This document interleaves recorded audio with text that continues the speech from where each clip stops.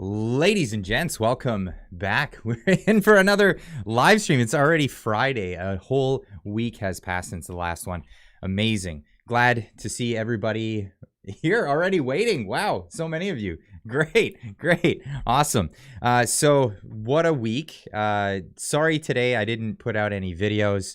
Yeah, I had too many wobbly pops on my day off yesterday, and I just no, snooze on the alarm.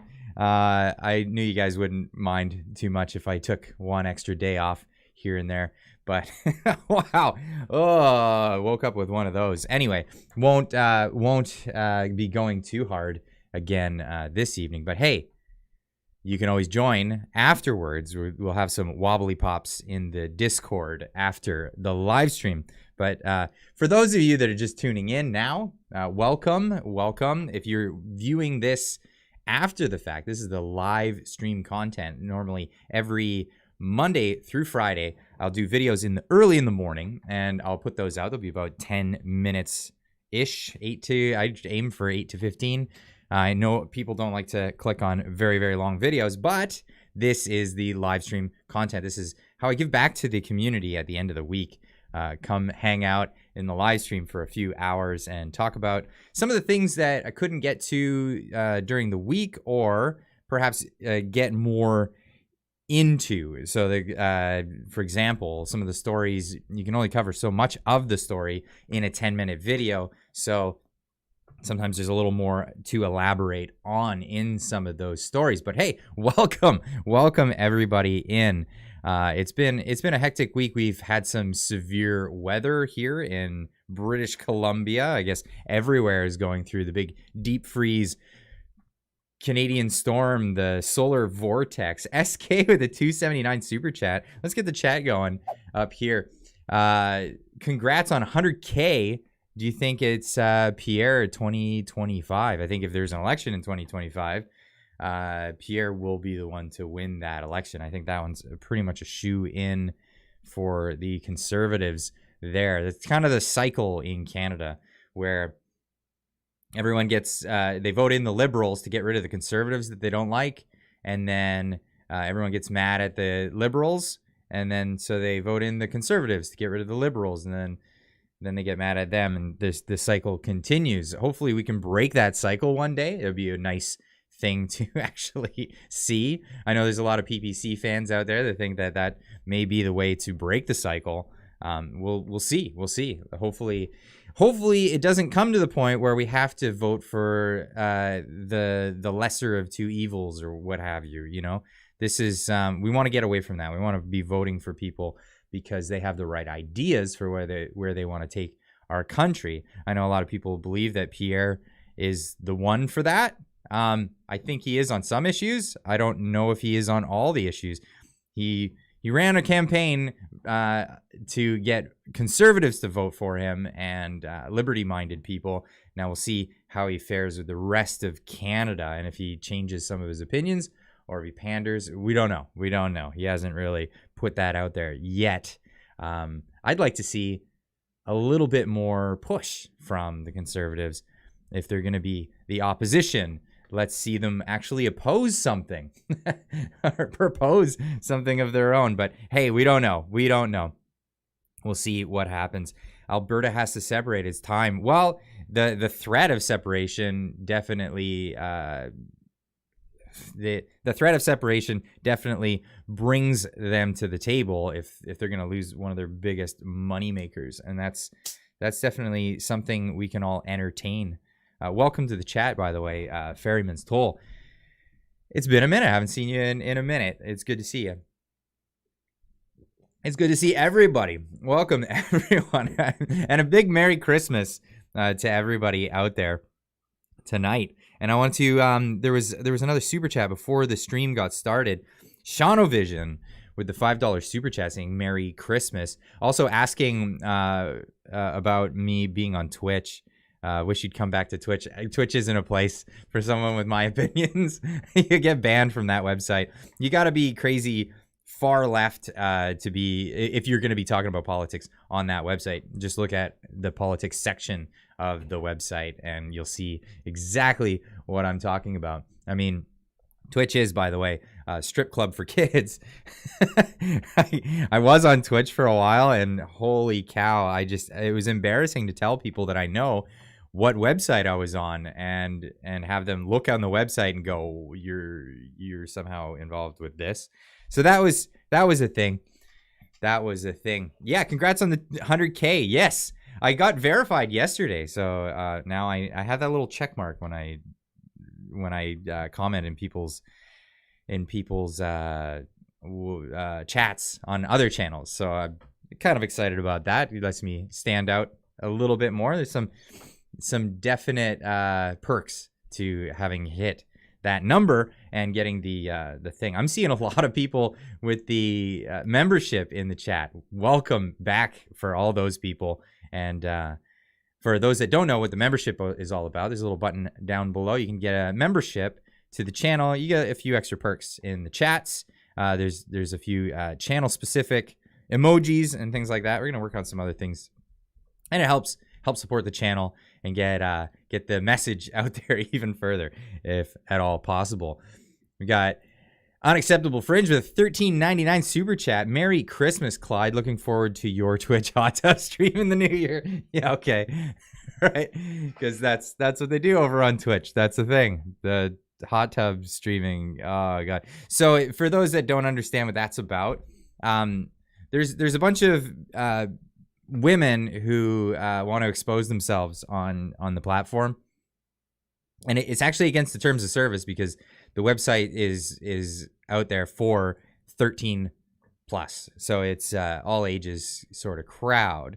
What they do is they find loopholes in the rules, because they were wearing revealing clothing on the website, for obvious reasons, you know. And Twitch actually came back and said, no, you can't do that. You have to wear appropriate to the circumstances that you're streaming in. And so what some clever person figured out is that you could just put a little hot tub in your room, and then they could wear bikinis and do that. And it just turned the whole website trashy.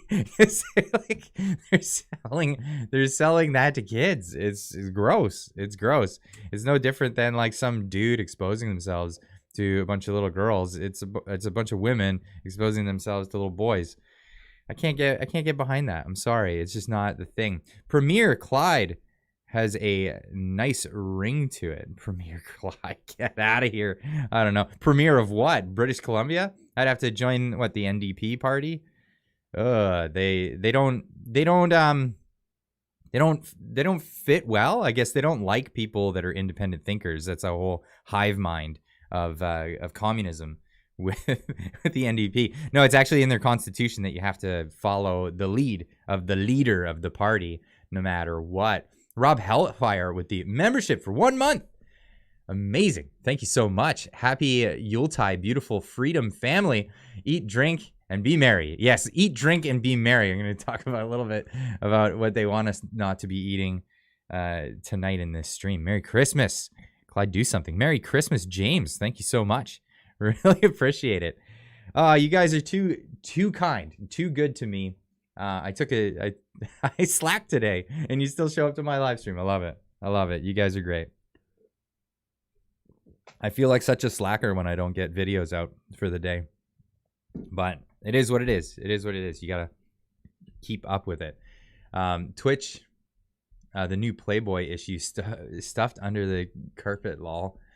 Yeah, Twitch. Yeah, eat the bugs. Lol. No thanks.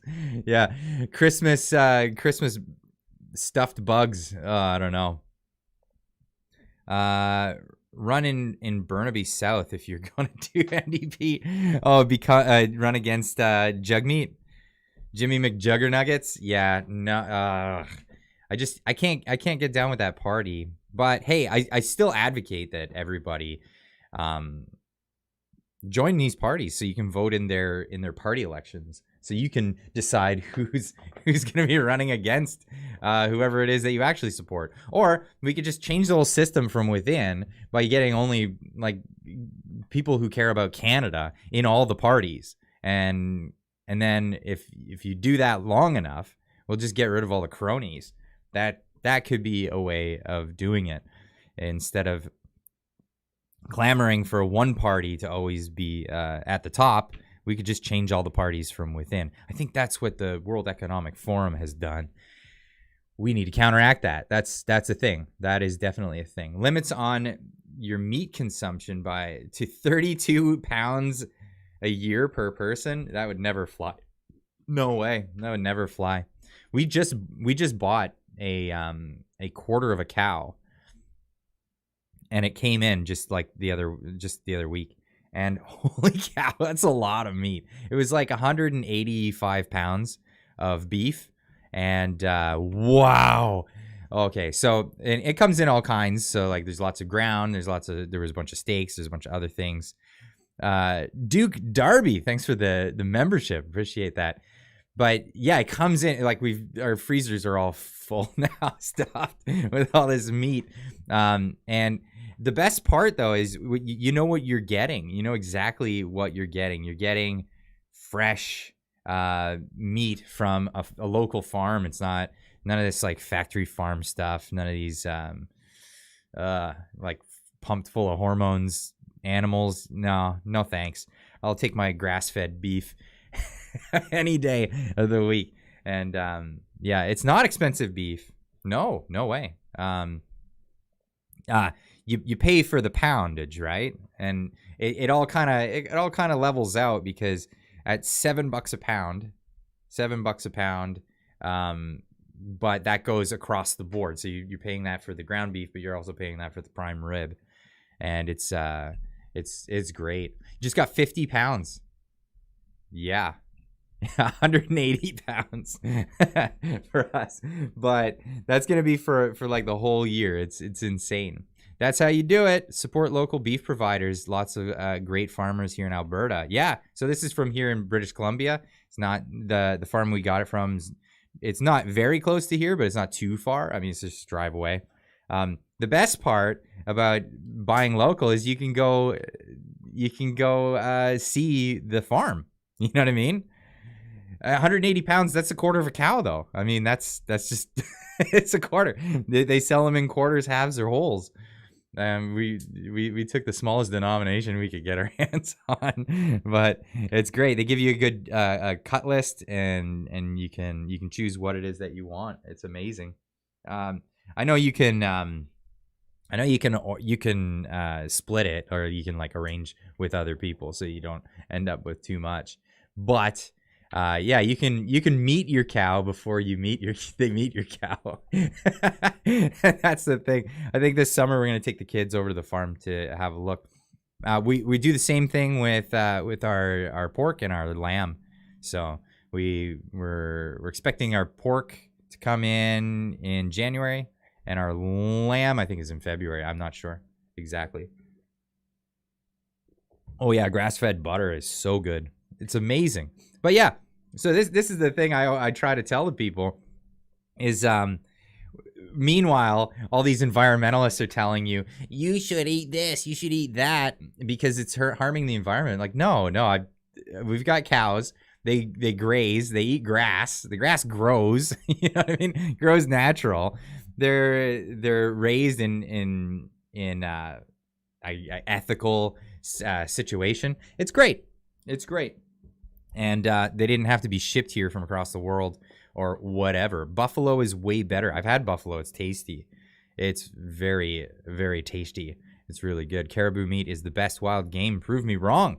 I've never had caribou, so I can't. We had some deer just about a month or so ago. We had the last big barbecue of the year. A friend of mine's a hunter. He brought some deer. We made a bunch of stuff. It was fantastic. The ribs were just amazing. They're absolutely great. But hey, here in BC, there's not much getting out there to do anything these days. We have right now a BC storm is trending on Twitter. We're seeing lots of people doing all kinds of stuff with the storm that's happening right now as we speak. It's still snowing outside. We had about a foot of snow outside my house Yeah, it made the last minute Christmas shopping stuff a real pain because it seems like nobody knows how to drive in this weather. So I'm originally from Ontario, and I've driven in snowy conditions my whole life. You move out west, and everybody is just it's just terrible. The tiniest bit of snow on the ground, and they're lost. Absolutely lost. Storm has hit from coast to coast. It has. So bad news for a lot of people that were traveling is planes have been shut down. Absolutely shut down. A woman that I work with, she was meant to go home to England. Flight canceled. Completely just canceled. Nothing else available. Sorry, you're not going to England. That's just the way it is. It's done. My freezer's filled with wild game, moose, bear, and deer. And what I raised, pork, chicken only. Don't buy anything. Love it. That's amazing. This is what they don't want. They don't want people to be self-reliant. They want you to be, they want you to rely on the system. They want you to rely on their system of food distribution. And this is what's going to get us in a lot of trouble. But no. And not if you're taking care of yourself. And you don't have to do it all by yourself, though. But you can have communities where some people are doing certain things and other people are doing other things. Everybody's just kind of an essential part of that community. And, well, that's how the world works, you know.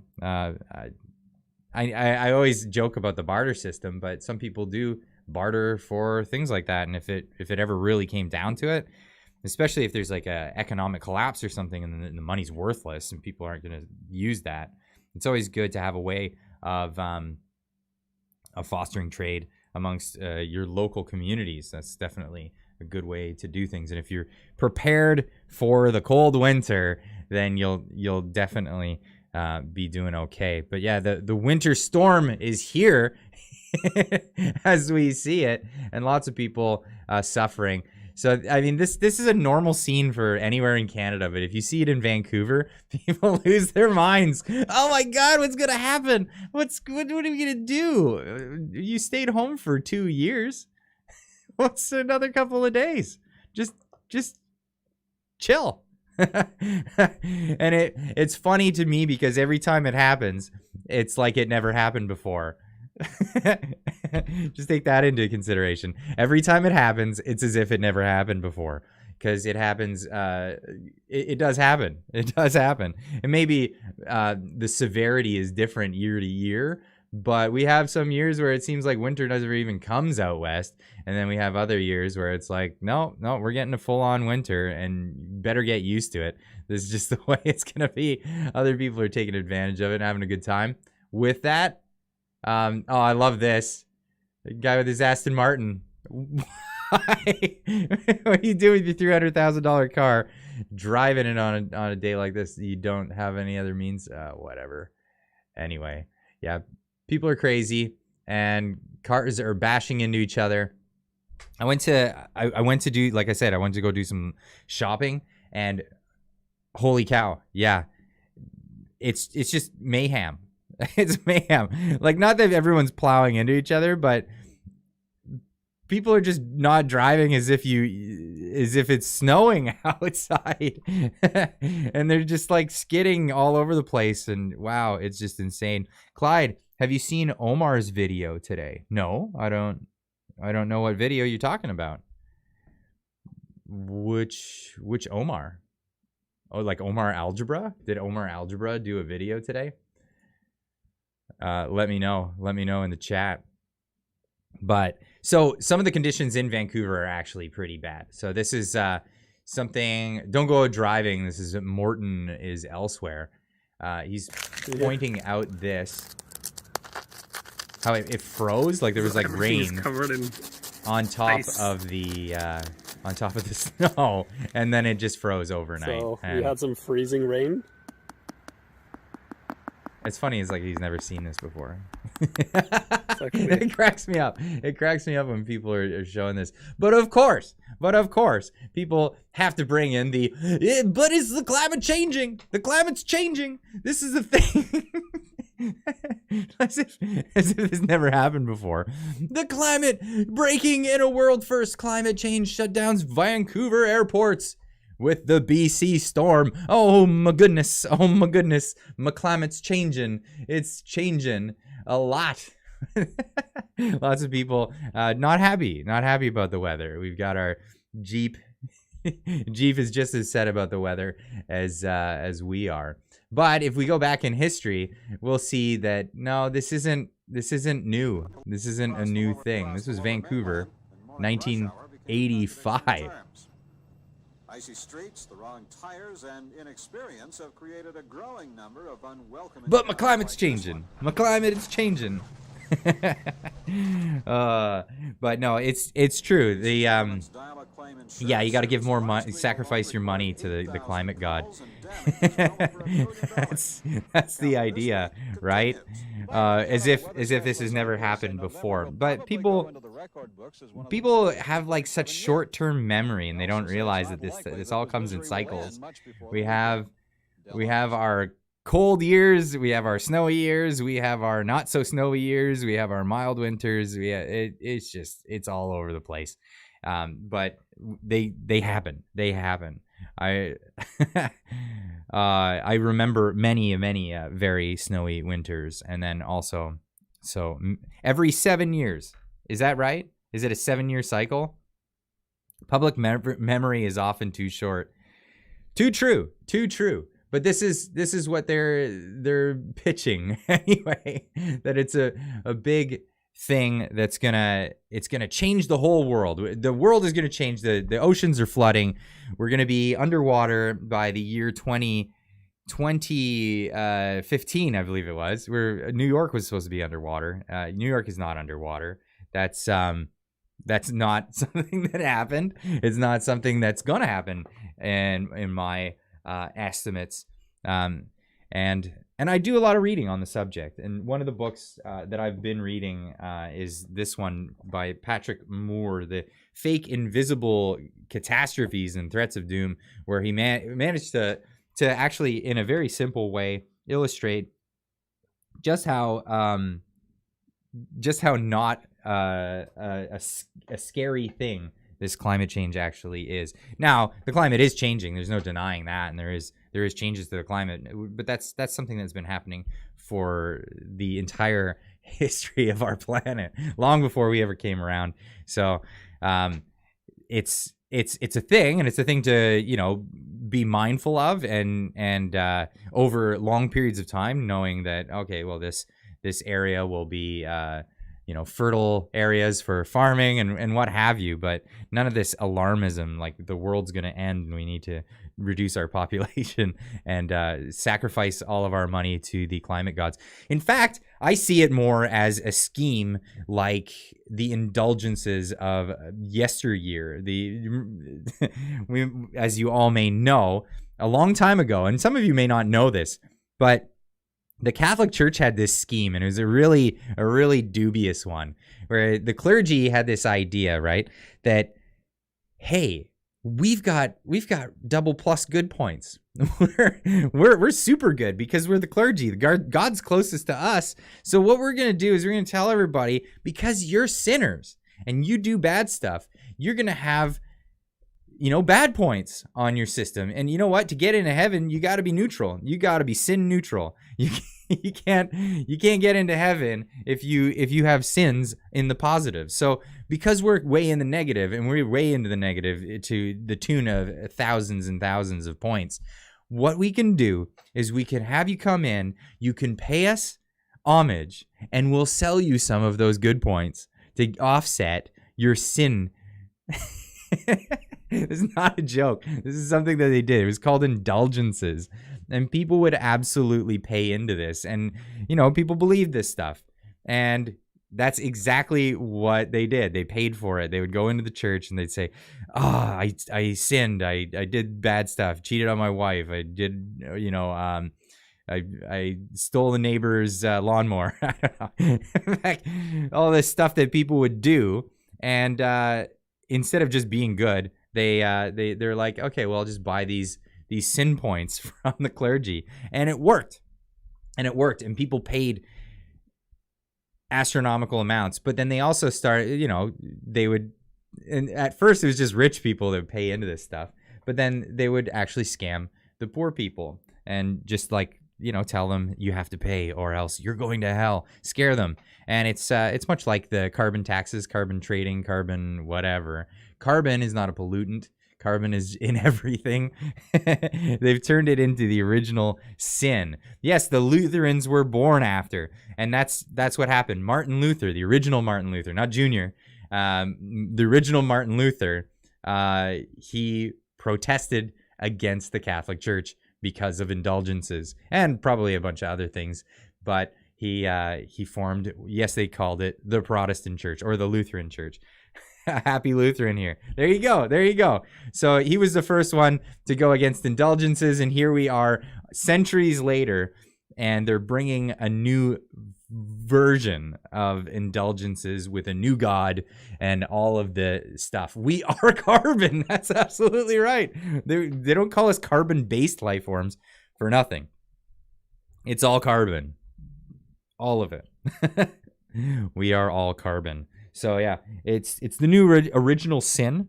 Where did I put the cap to this? It's the new original sin. It's how to get people into this new religion.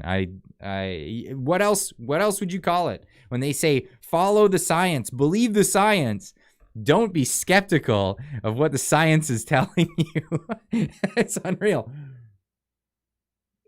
Unreal. Absolutely. Alberta, get in, losers. We're seceding. I hope the moves from Alberta send a shockwave across the country. I hope every province follows that lead, and I hope I'm hoping for good things. But yeah, I mean, it was the threat of secession with the Quebecers that garnered them so much power for so many decades. It's time to turn that around. It's time to send some of that power out west where it belongs. Or, I mean, I'm not saying tip the scales. I'm just saying let's have a more equal representation in our government.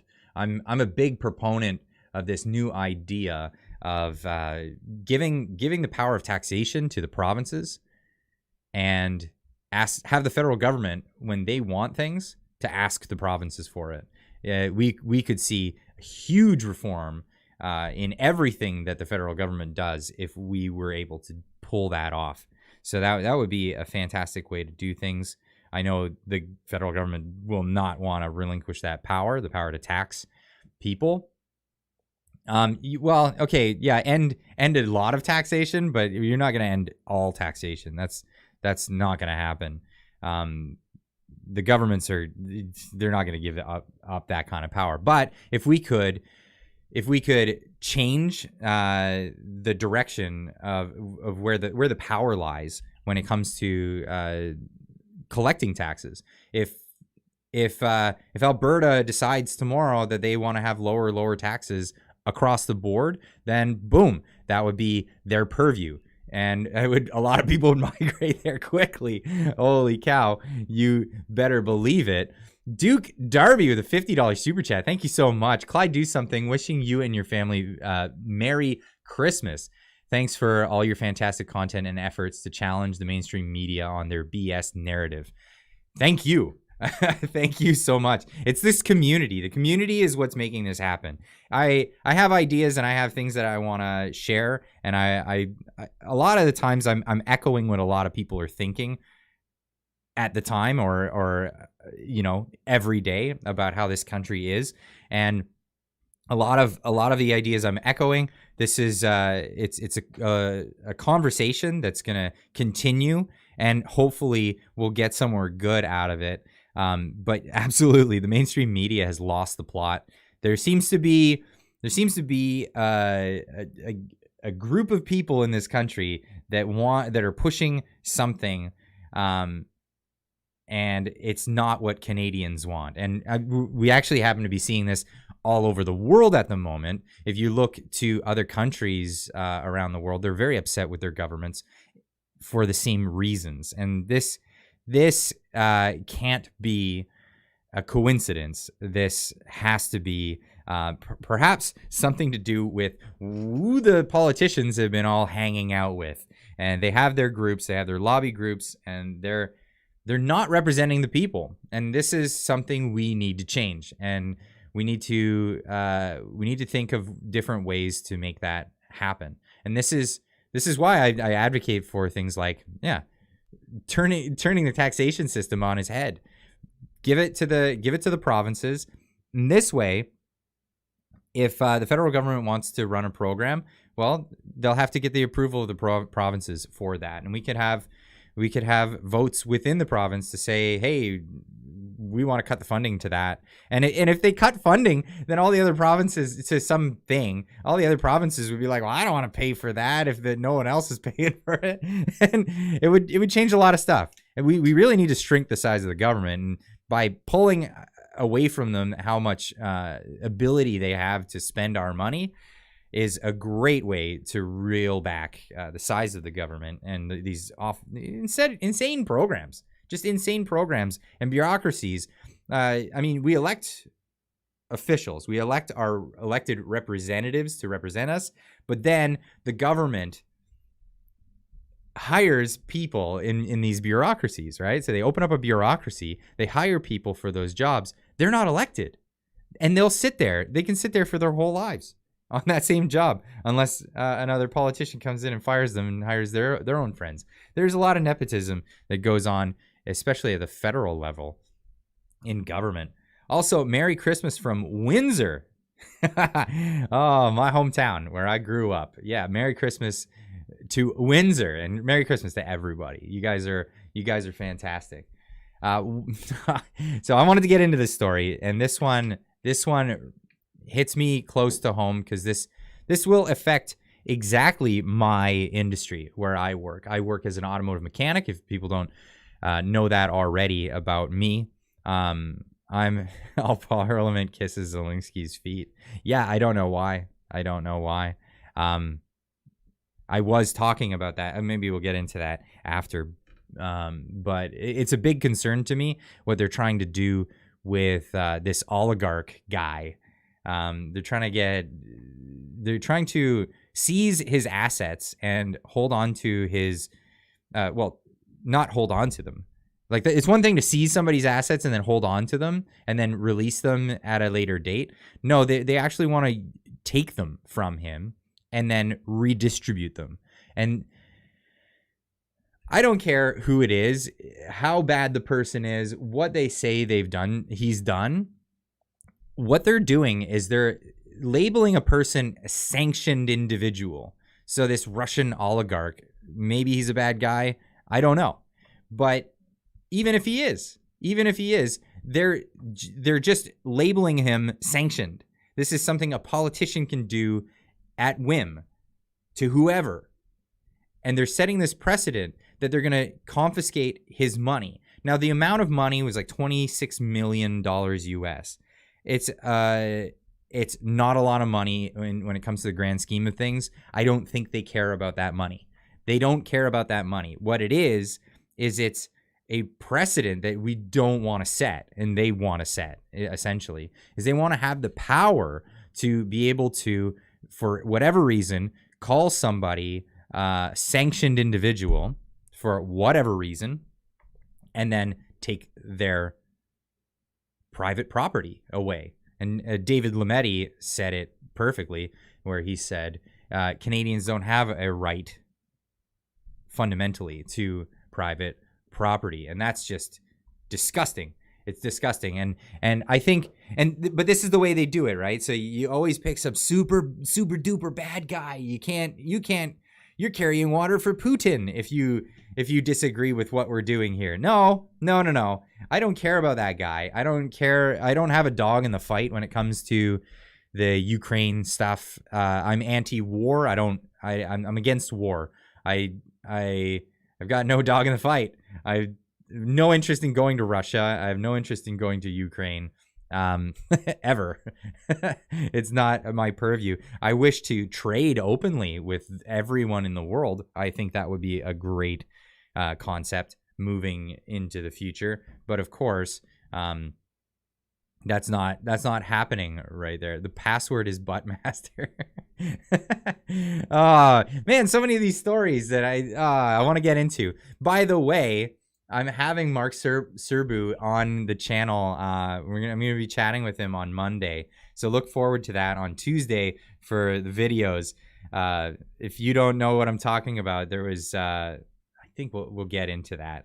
But yeah, he made a pew pew. He made one pew pew back like 23 years ago, and he made one of them, and he called it the Buttmaster, and it was a gun. They called it a Buttmaster because it was a pen shape. And the joke was that you could conceal it. That's why they call it a Buttmaster. But the butt gun guy, yeah. So I got a hold of him. Because I was so impressed to find this just on a whim. I wasn't subscribed to him or anything, and his video popped up in my feed, and I'm like, what is this? Just bored moment. I'm like, oh, that sounds funny. I clicked it, and he says he's only ever told his close personal friends about it, and he had it listed on his website as a pen gun, and never told anybody else about the Buttmaster name except the FAC when he registered it. Because if you in the U.S. apparently, I don't know the U.S. gun laws that well, but I do know that if you make a gun, you have to register it. You have to register it with the FAC, and then it gets put on the registry as this is a thing. So it wasn't a manufactured thing. Like, he didn't manufacture many of these. He made one, and then he put it in a drawer, and it never saw the light of day for 23 years. But somehow it ended up in Bill C-21's list of actually by name named out firearms to be banned in the bill. And the Canadian government's trying to tell us that, oh no, they're so they're really particular about how they chose these. Yeah, the Buttmaster, the Serbu Buttmaster was what it was called. Yeah, and the government's trying to say that they were no, they're very careful about what firearms that they're choosing to be banned in this list, and it just goes to show how haphazard they were about it. They just took the FAC's listings and they just grabbed names and put it in the bill. And how they had access to the FAC is still beyond me. I don't know how that works. But if anybody knows about the particulars of the laws when it comes to FAC and the Canadian government, please do tell. Please fill me in. Let me know, because I want to add that to the conversation on Monday with Mark.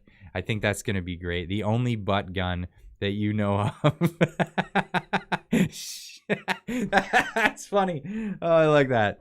Yeah, rectal reloading. Unreal. So that's a thing.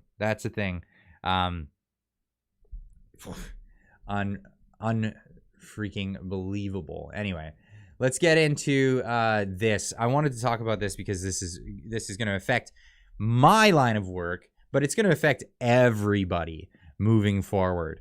And there's going to be some benefits to this, but as a whole, I think this is going to be a terrible, terrible move. Absolutely. And what am I talking about? I'm talking about Ottawa's announcement that they are going to ban vehicles sold that are not electric by 2035. So Ottawa announces all vehicles sold by 2035 are required to be electric. Now, it's going to hit us harder than you believe, sooner than you think. This is not just straight up. You got Gibo over here doing his thing. God, this is just the dumbest thing ever. Now, mind you, the move towards electric cars is happening anyway. There are a lot of people that are getting electric cars. They say it's cleaning up the environment. That's arguable. It cleans up the Lamphao. Teslas were out of action all week in Alberta because of the deep freeze. Absolutely. And I'll get into this. So there's a move towards electric cars. Now, it's arguable whether or not this actually helps the environment, whether it's actually going to clean up the environment or not, because, well, how bad is mining lithium, and how bad is mining cobalt, and how horrible is it ethically, actually? There's some serious ethical issues to mining cobalt, most of which comes from the Congo, of which Matthew Good has bad things to say about. I don't think that the Congolese people are particularly bad people. I hope for them the best, but I hope that they don't have to deal with the warlords in the future. And hopefully, and here's the deal: warlords running these mines is really what it is, and there is no effort to actually stop it. To stop it. Well, I mean, there's some effort, but it's not enough. And cobalt is in everything you have. You have so many different things, whether it's your phones or any of this stuff that has cobalt in it, and the cobalt is required to make the lithium batteries. Lithium mining is also very bad for the environment. So there's all these things offsetting where the pollution is coming from. I get it. I get it. If it's far away from you, you just think it doesn't exist. But here's the thing: this ban is also banning other technologies, and this is where things are just idiotic. They told us that hydrogen. So, for example, Whistler, British Columbia, during the Olympics, they brought in these hydrogen cell buses to show that how clean they are and how great it is. And hydrogen was supposed to be the next thing. And yes, what comes out of the tailpipe of a hydrogen vehicle? Well, water vapor and carbon dioxide. Is it? Maybe.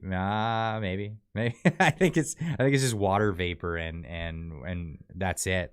But nonetheless, that will be banned. They spend all this time. And the thing that always made me laugh about that particular event was the buses that run on hydrogen was because there's no hydrogen refinery facility in British Columbia. The closest one was in Quebec, where they would, because you have to refrigerate the hydrogen before you can compress it and store it. So what they would do is they would do all of that in Quebec. So they get the hydrogen, they'd refrigerate it and make it so that they can store it and ship it. And then they would ship it on diesel trucks all the way across the continent to Whistler, British Columbia, to put it in a canister so that they can fill up their buses. And then water vapor would come out the tailpipe, and they'd be like, check me out. Look how clean I am. We're super clean here. You're not super clean. You're not super clean until you're zestfully clean. But you're not going to get zestfully clean with diesel trucks trucking your your hydrogen across the whole nation, the whole continent. It's absurd. But here we are. We're doing the same thing. We're doing it with electric cars. But even if you were running your hydrogen buses in Quebec, where they do the storage, where they store it, and they have the facilities for it, you're still not going to be allowed to after 2035, because this is a ban on everything but electric. It's excluding other technologies that could possibly come about that would be cleaner than other things. And this is just absolutely mind-boggling how stupid and short-sighted these government officials are. And what is this going to do? This is going to do... I want some Clyde glasses for merch, bro. Oh, that's funny. That's funny. Selling Clyde glasses. Maybe I should get into the market of that. I'll market these glasses just with the blue thing for screens. I don't even have that in my glasses, but I know people love that and they use that. Anyway, I'm getting off topic. So this is Guilbeault and Trudeau doing their thing. So here's the deal. The Liberal government has announced by 2035, every major passenger vehicle sold in Canada will need to be electric. Okay.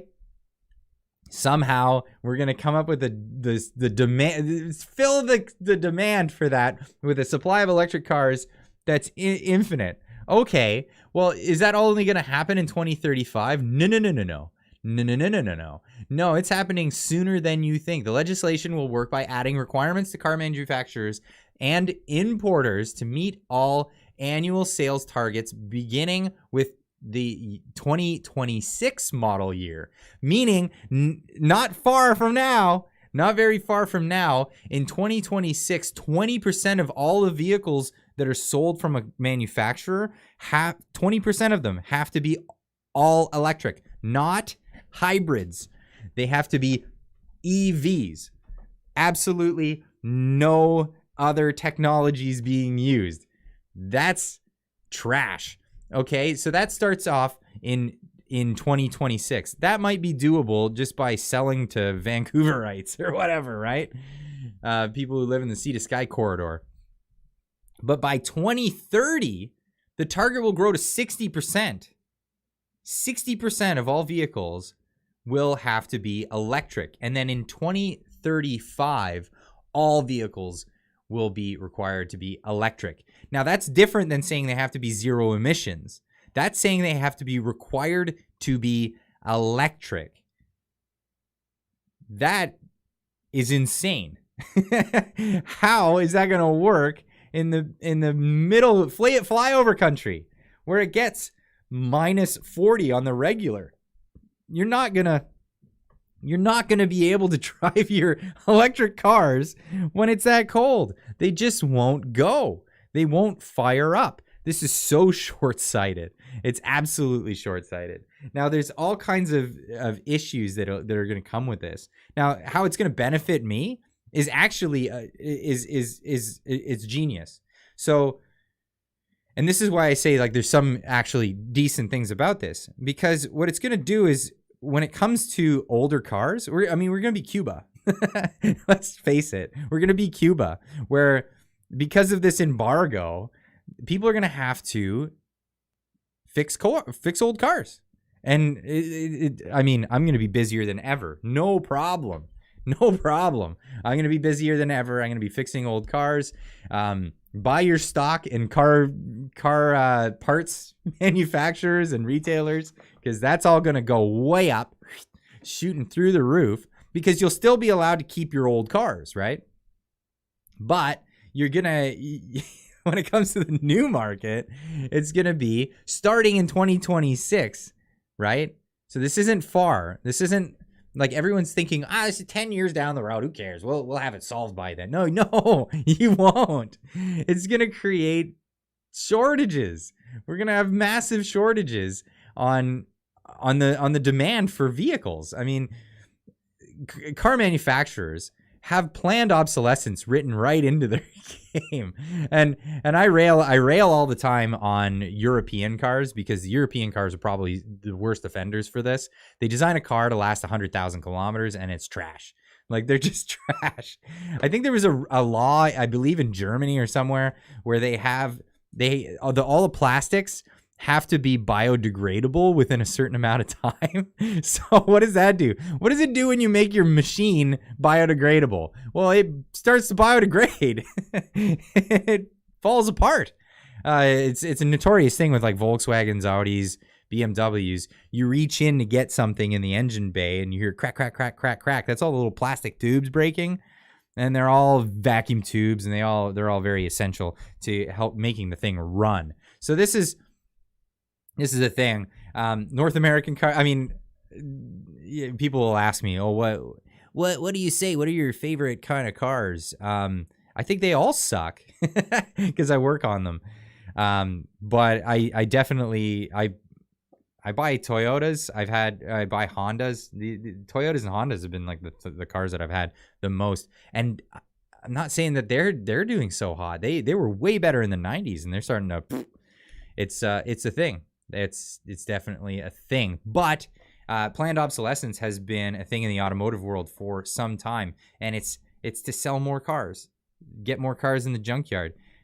So if you want to be good for the environment, how about we fix cars? We just fix older cars. We just keep fixing cars.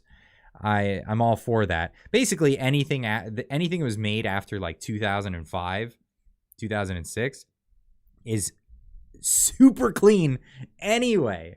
They're very, very clean cars anymore. It's not like the old busted up jalopies that were puking out like carcinogenic stuff all the time. No, with modern catalyst substrates, we're really, really good. Yeah, reduce, reuse, recycle. Yeah, they got rid of the reduce and the reuse part. They think recycle. Actually, they don't even do the recycle part. Our recycling apparatus is just busted here in Canada, and it's not about the science. Like, and here's the thing: to be a mechanic, you got to be a bit of a scientist, because you got to know what's actually happening in a vehicle to diagnose what's going wrong with things. What's going on with our garbage disposal in Canada is just ridiculous. We should be incinerating our garbage. And when you say that, people are like, oh my goodness, why would you burn it? Why would you? That's going to just set smoke up into the atmosphere. It's going to be gross. No. Modern facility for incinerating trash actually produces energy, and what comes out of it is clean.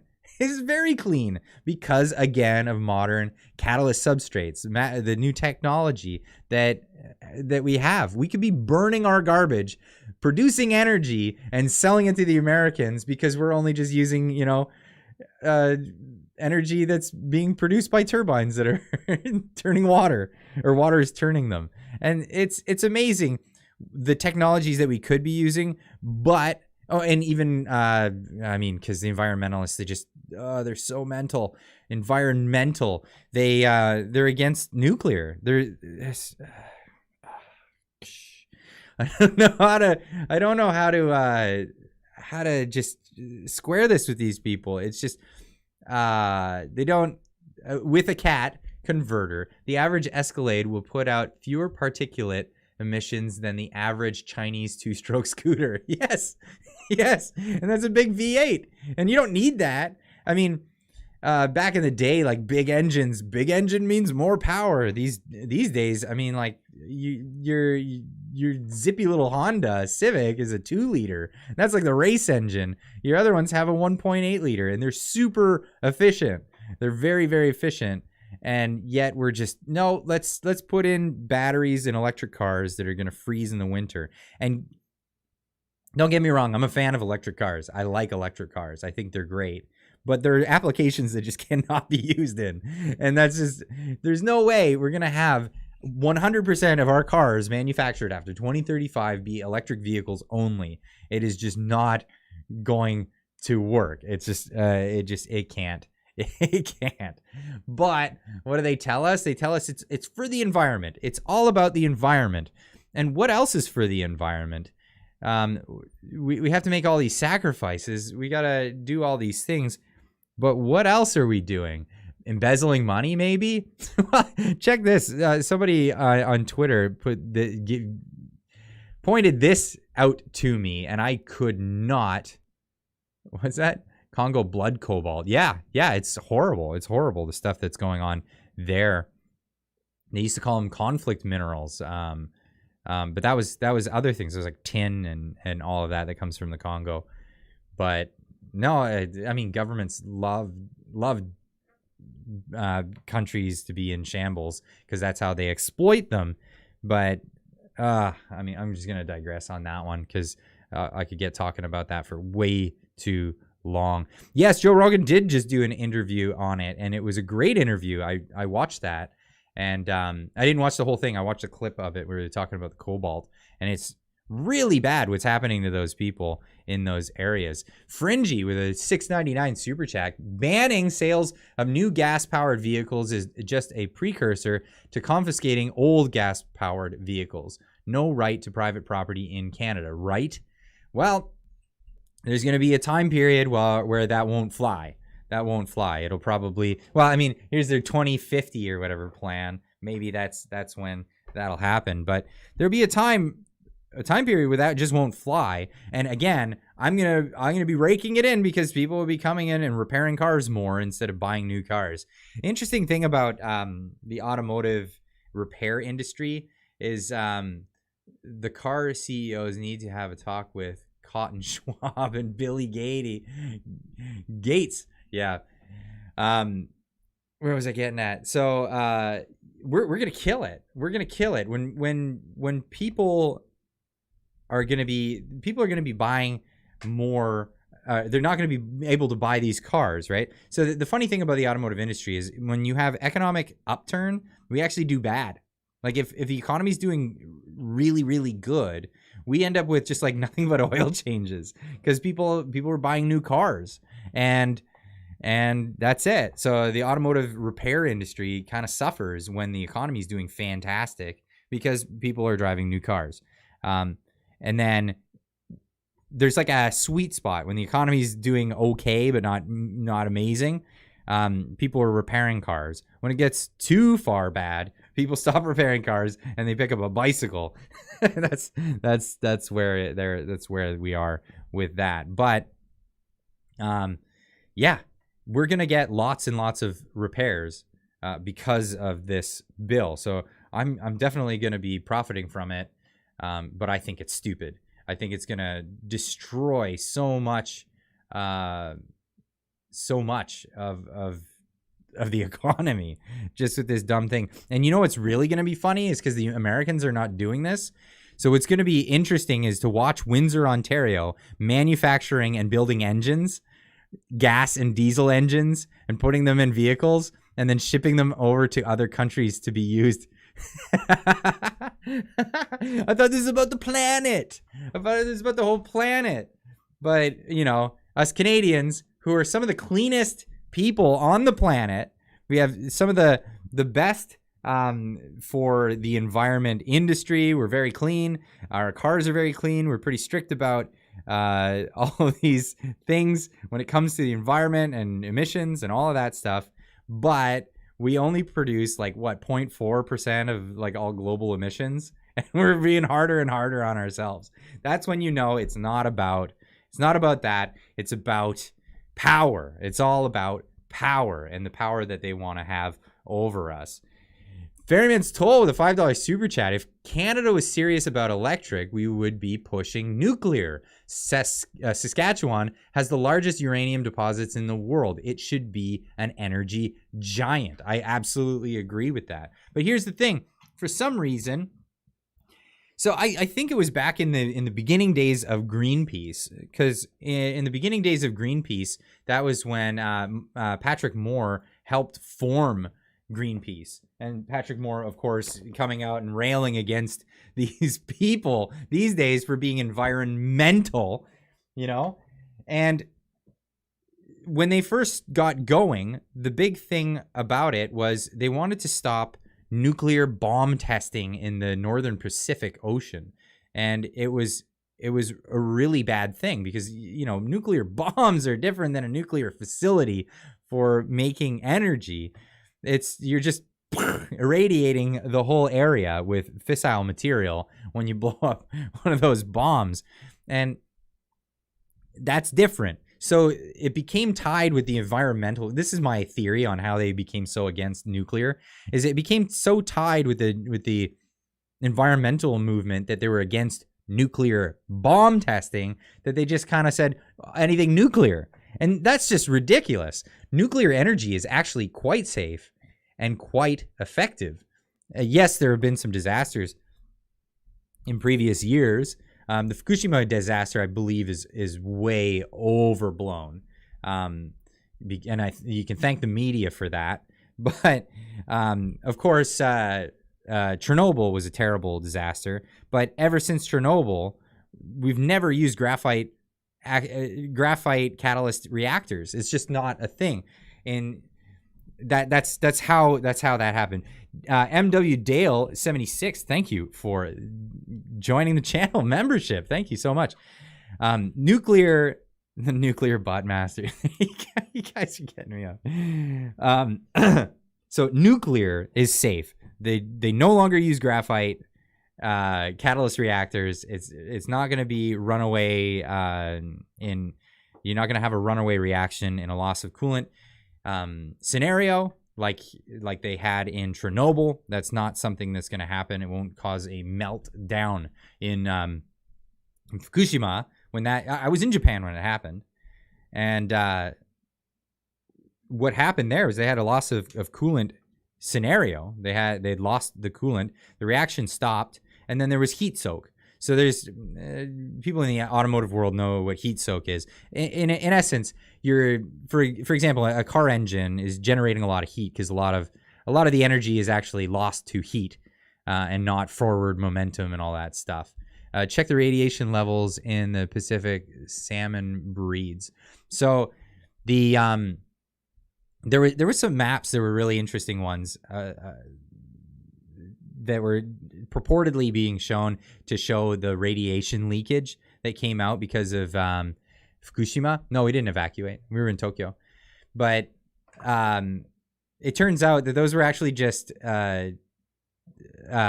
tidal wave charts, and they were being shown off as like look at all this radioactive material. So anyway, the coolant that was lost, it went into the ocean, and it had a half-life of about 10 minutes, which means it was radioactive for about 10 minutes. So for the 10 minutes that anything came in contact with it, that would have been detrimental, but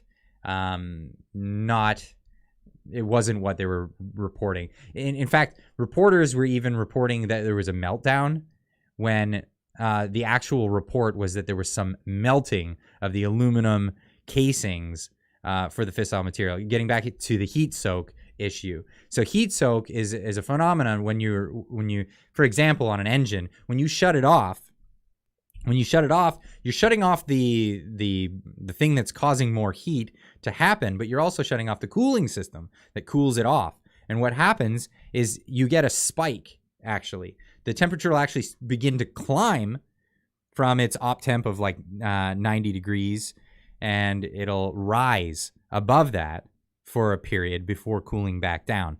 Now, what happened there in Fukushima was also the same situation. Loss of coolant, the reaction ended, so it turned off and stopped the reaction. But then there was heat soak, and because of the heat soak, there was some of the casings started to have signs of melting. But meltdown is a specific thing where the actual reactor core melts and melts down.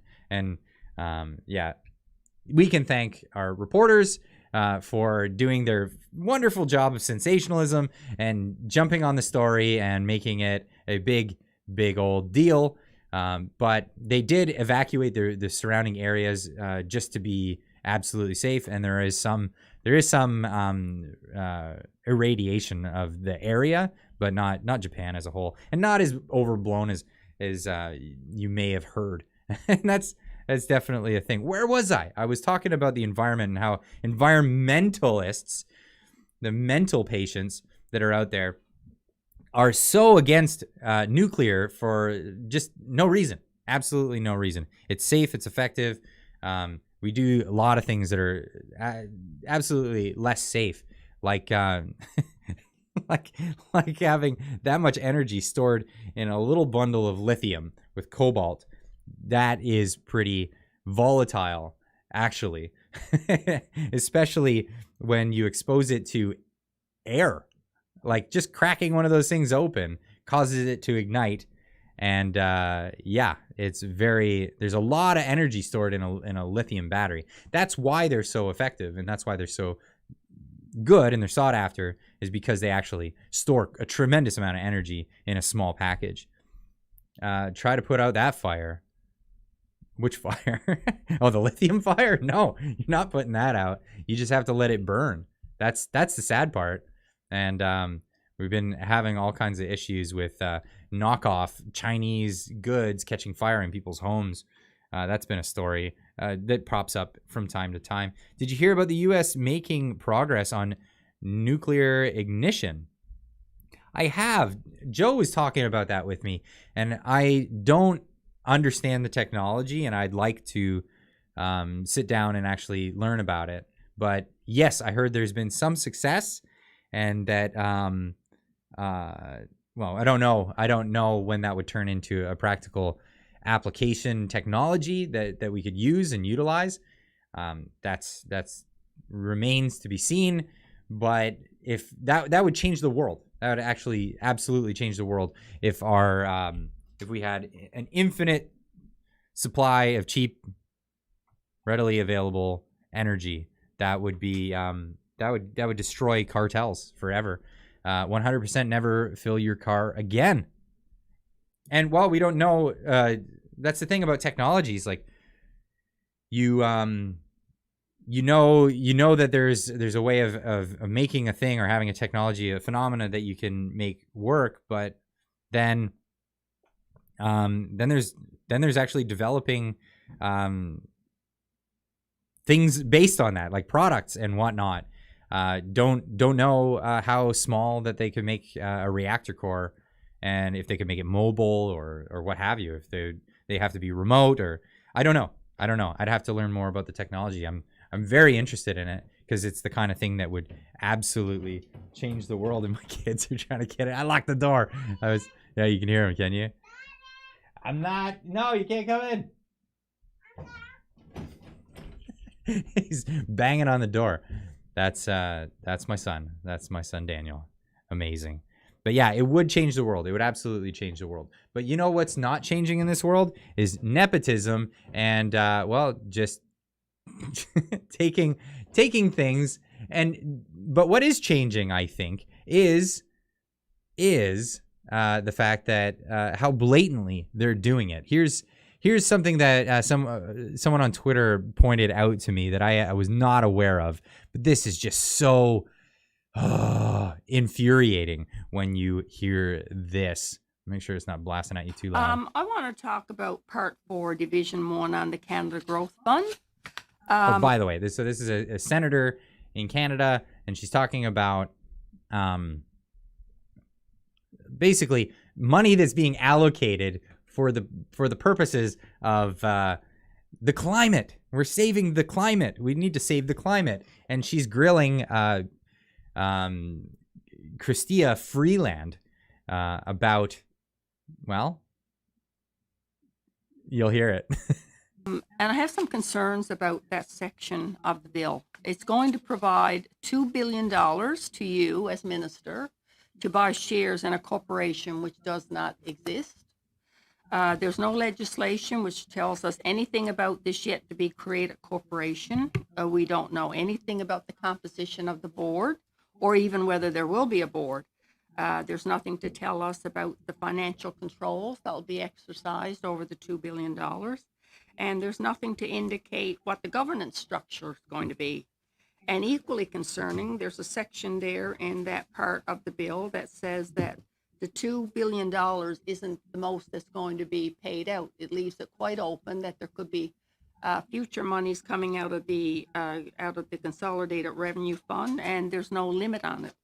So what I don't understand is why, if you're going to establish a fund with money of that magnitude, why isn't there a separate bill which would outline the specifics of the company, and also what the company is going to do, what the mandate is, what the objectives are, what the board composition is going to be.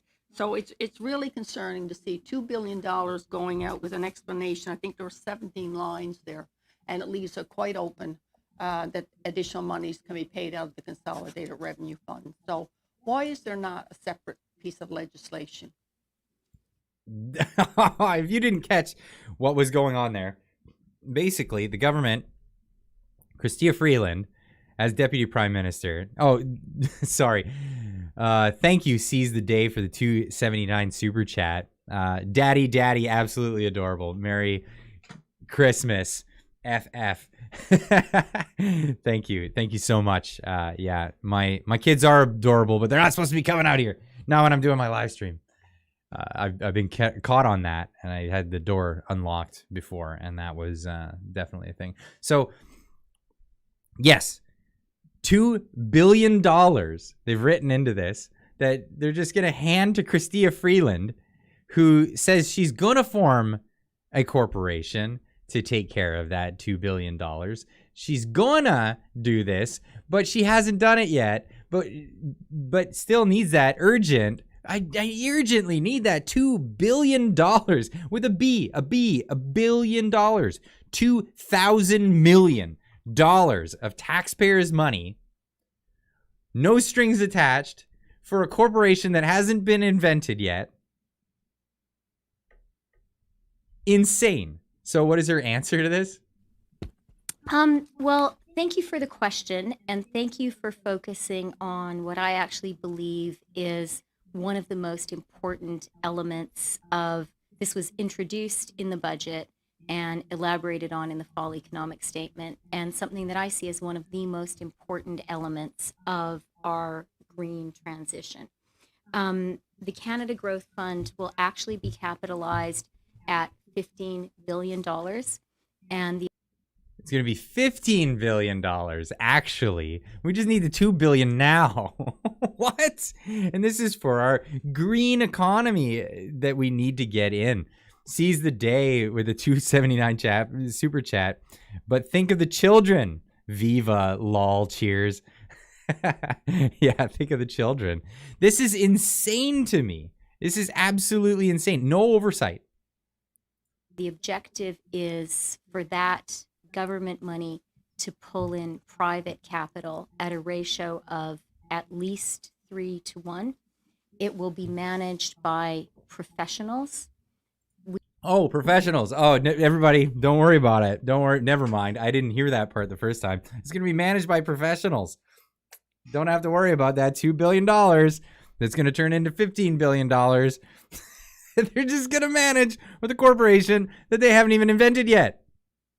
We understand that we need to have Don't worry, she's a actual reporter. investment professionals do this work. It's going to do perform some very sophisticated jobs in the green transition. You wouldn't understand it. They're sophisticated. So just don't ask again. They're pretty sophisticated jobs. These are things that we got to...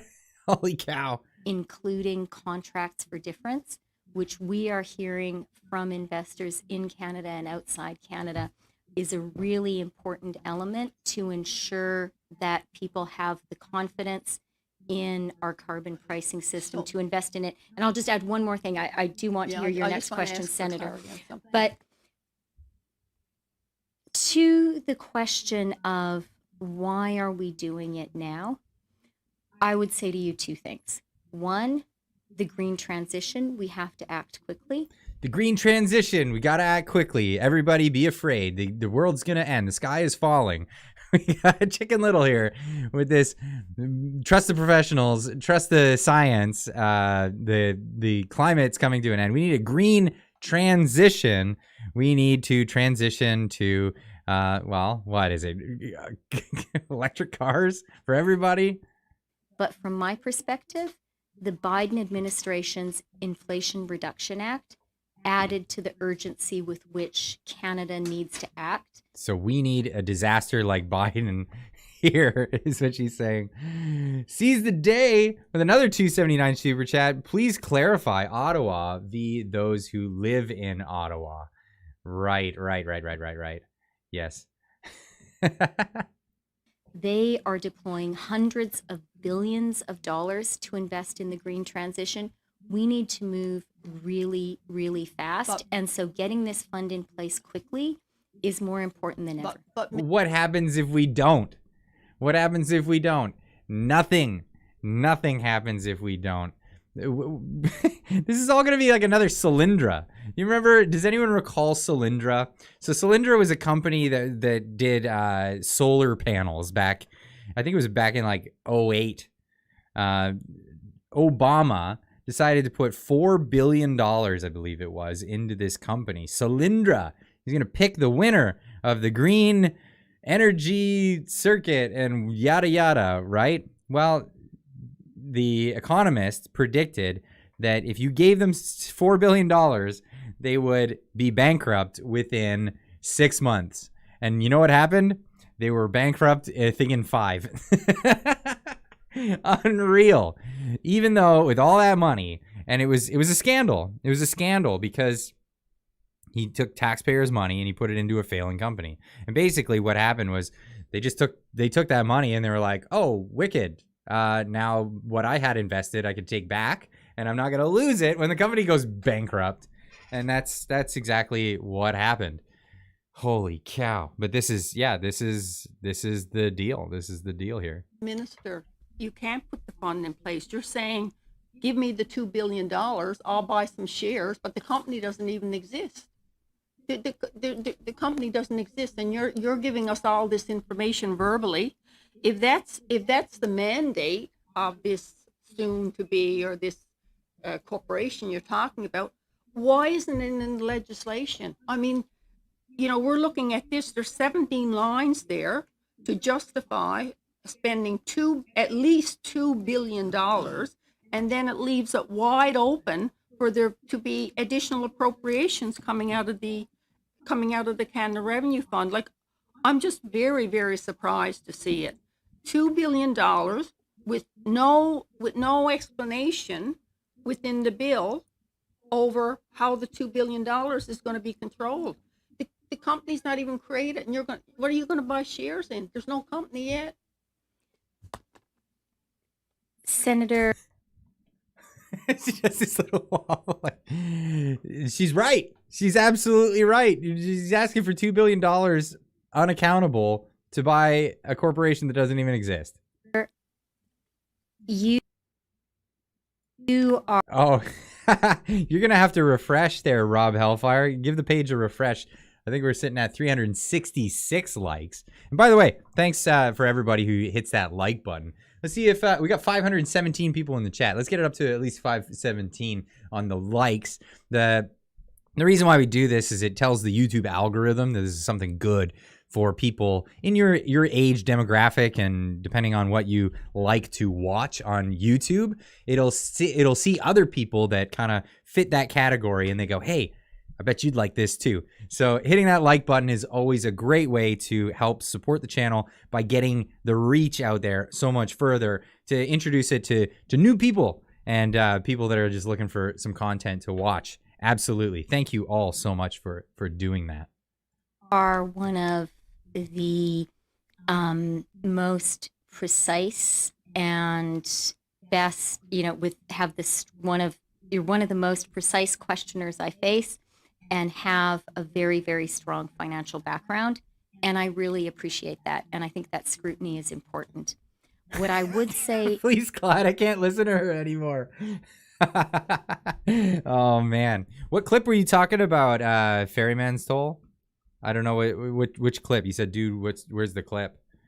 But yeah, so this is the mafia. I'll save you guys from hearing her voice anymore. But this is essentially, and of course, what's your comeback? You're a very strong arguer. This clip. Where is this clip? I'll put a link. I'll give you a link. Boo boo pow. There you go. I know you can do some meme magic with that. I'm sure you will. I'm sure you will. That's amazing.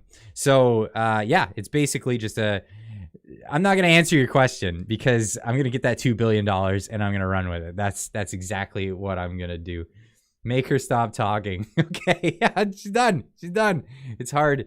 I know it's hard. It's hard to stomach the Freeland talking. It's gross. But what are we going to do with that money? And what's that $2 billion that ballooned up to $15 billion right there? Well, no, it's going to balloon even further. Canada must scale up funding to meet climate change and nature goals. Nature goals. Urge 21 leading environmental organizations. Sorry, I've got the burps from the soda water. Yikes. Amidst global climate and nature summits, the Green Budget Coalition detailed the federal investments needs to accelerate climate action and reverse biodiversity's loss. Now, well, the thing that people don't get is like, what do they do with this money? Like, oh, okay, we just got a bunch of money. We got billions of dollars. How are we going to save the climate? I don't know. I don't know. Make a new bureaucracy? Are these people coming up with technologies to save the... Oh, I don't want to swear. Save the planet? Are they coming up with technologies? No. Are they inventing widgets that are going to save the... No. They're just making bureaucracies. What do? They create red tape. And they just tell people, no, you can't travel. Nope, you can't have plastic straws. Nope, you can't have a bag when you leave the store. I actually went to a store the other day and I got a bag. Because I asked the lady, I was like, hey, do you have bags? And she's like, I know, you can't get bags anywhere. I have bags at my store. She gave me a bag and we talked about it for a minute. And it was funny because even still today, you go to the auto checkout, and when you finish with it and you've paid the machine and it prints your receipt, as you're walking away with all your goods in your hands like this, it says, don't forget to take your bag.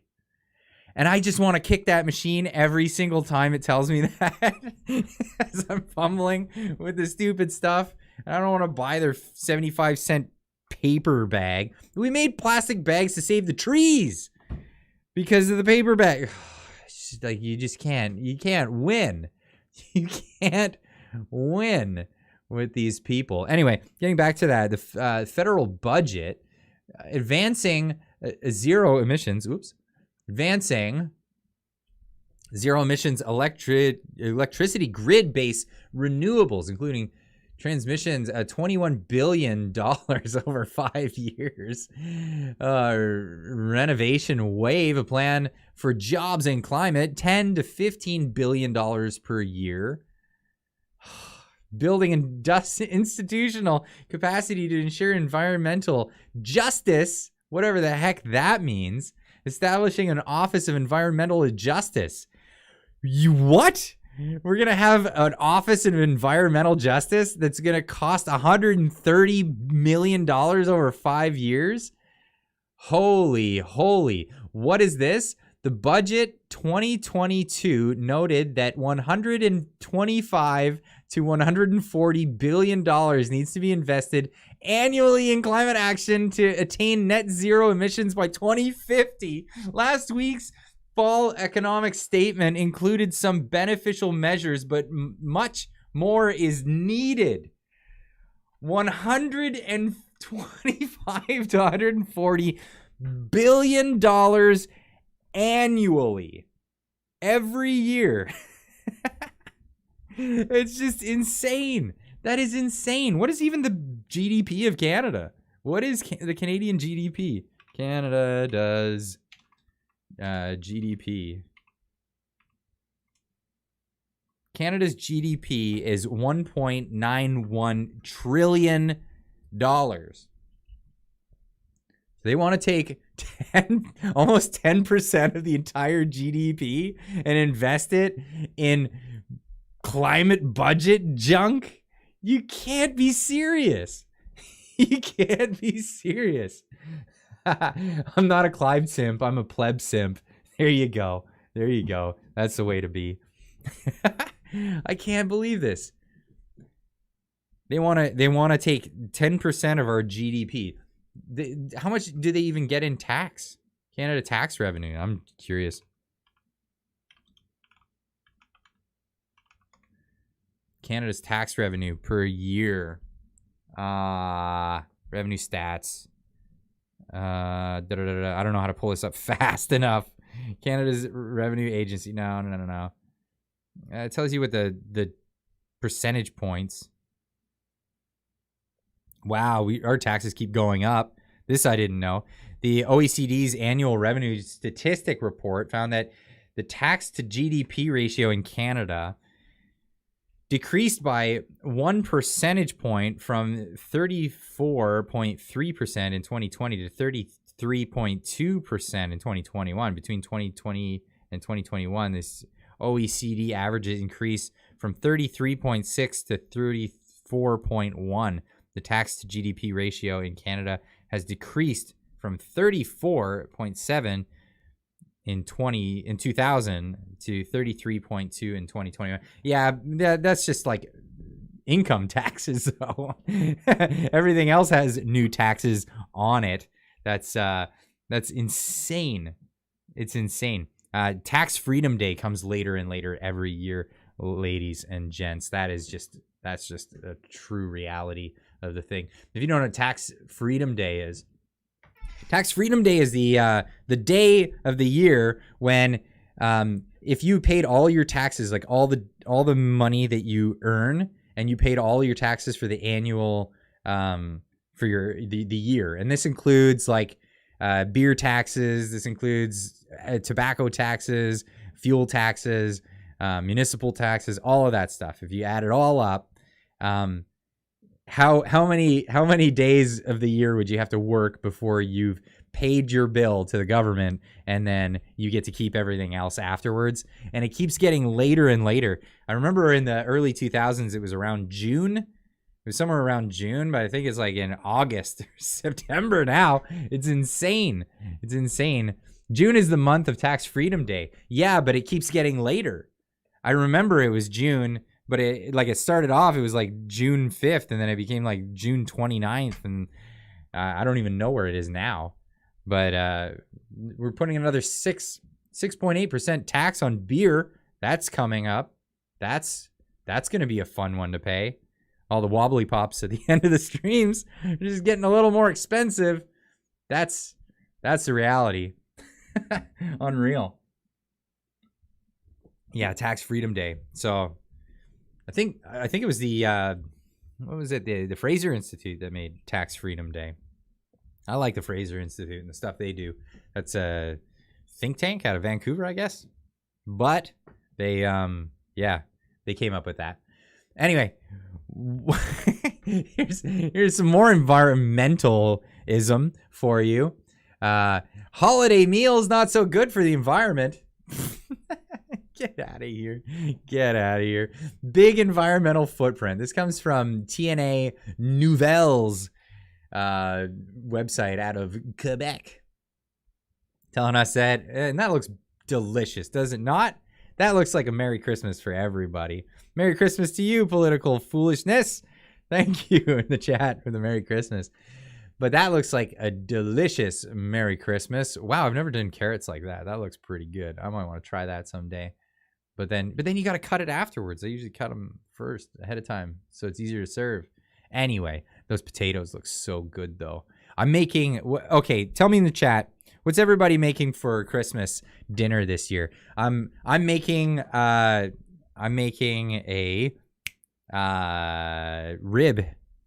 prime rib roast. I'm looking forward to that. It's the first meat that it's first of the beef that we're having from our new beef that we got from our local place. But I'm really, it's like the end of May. Lamb, nice. Toast, Chinese food.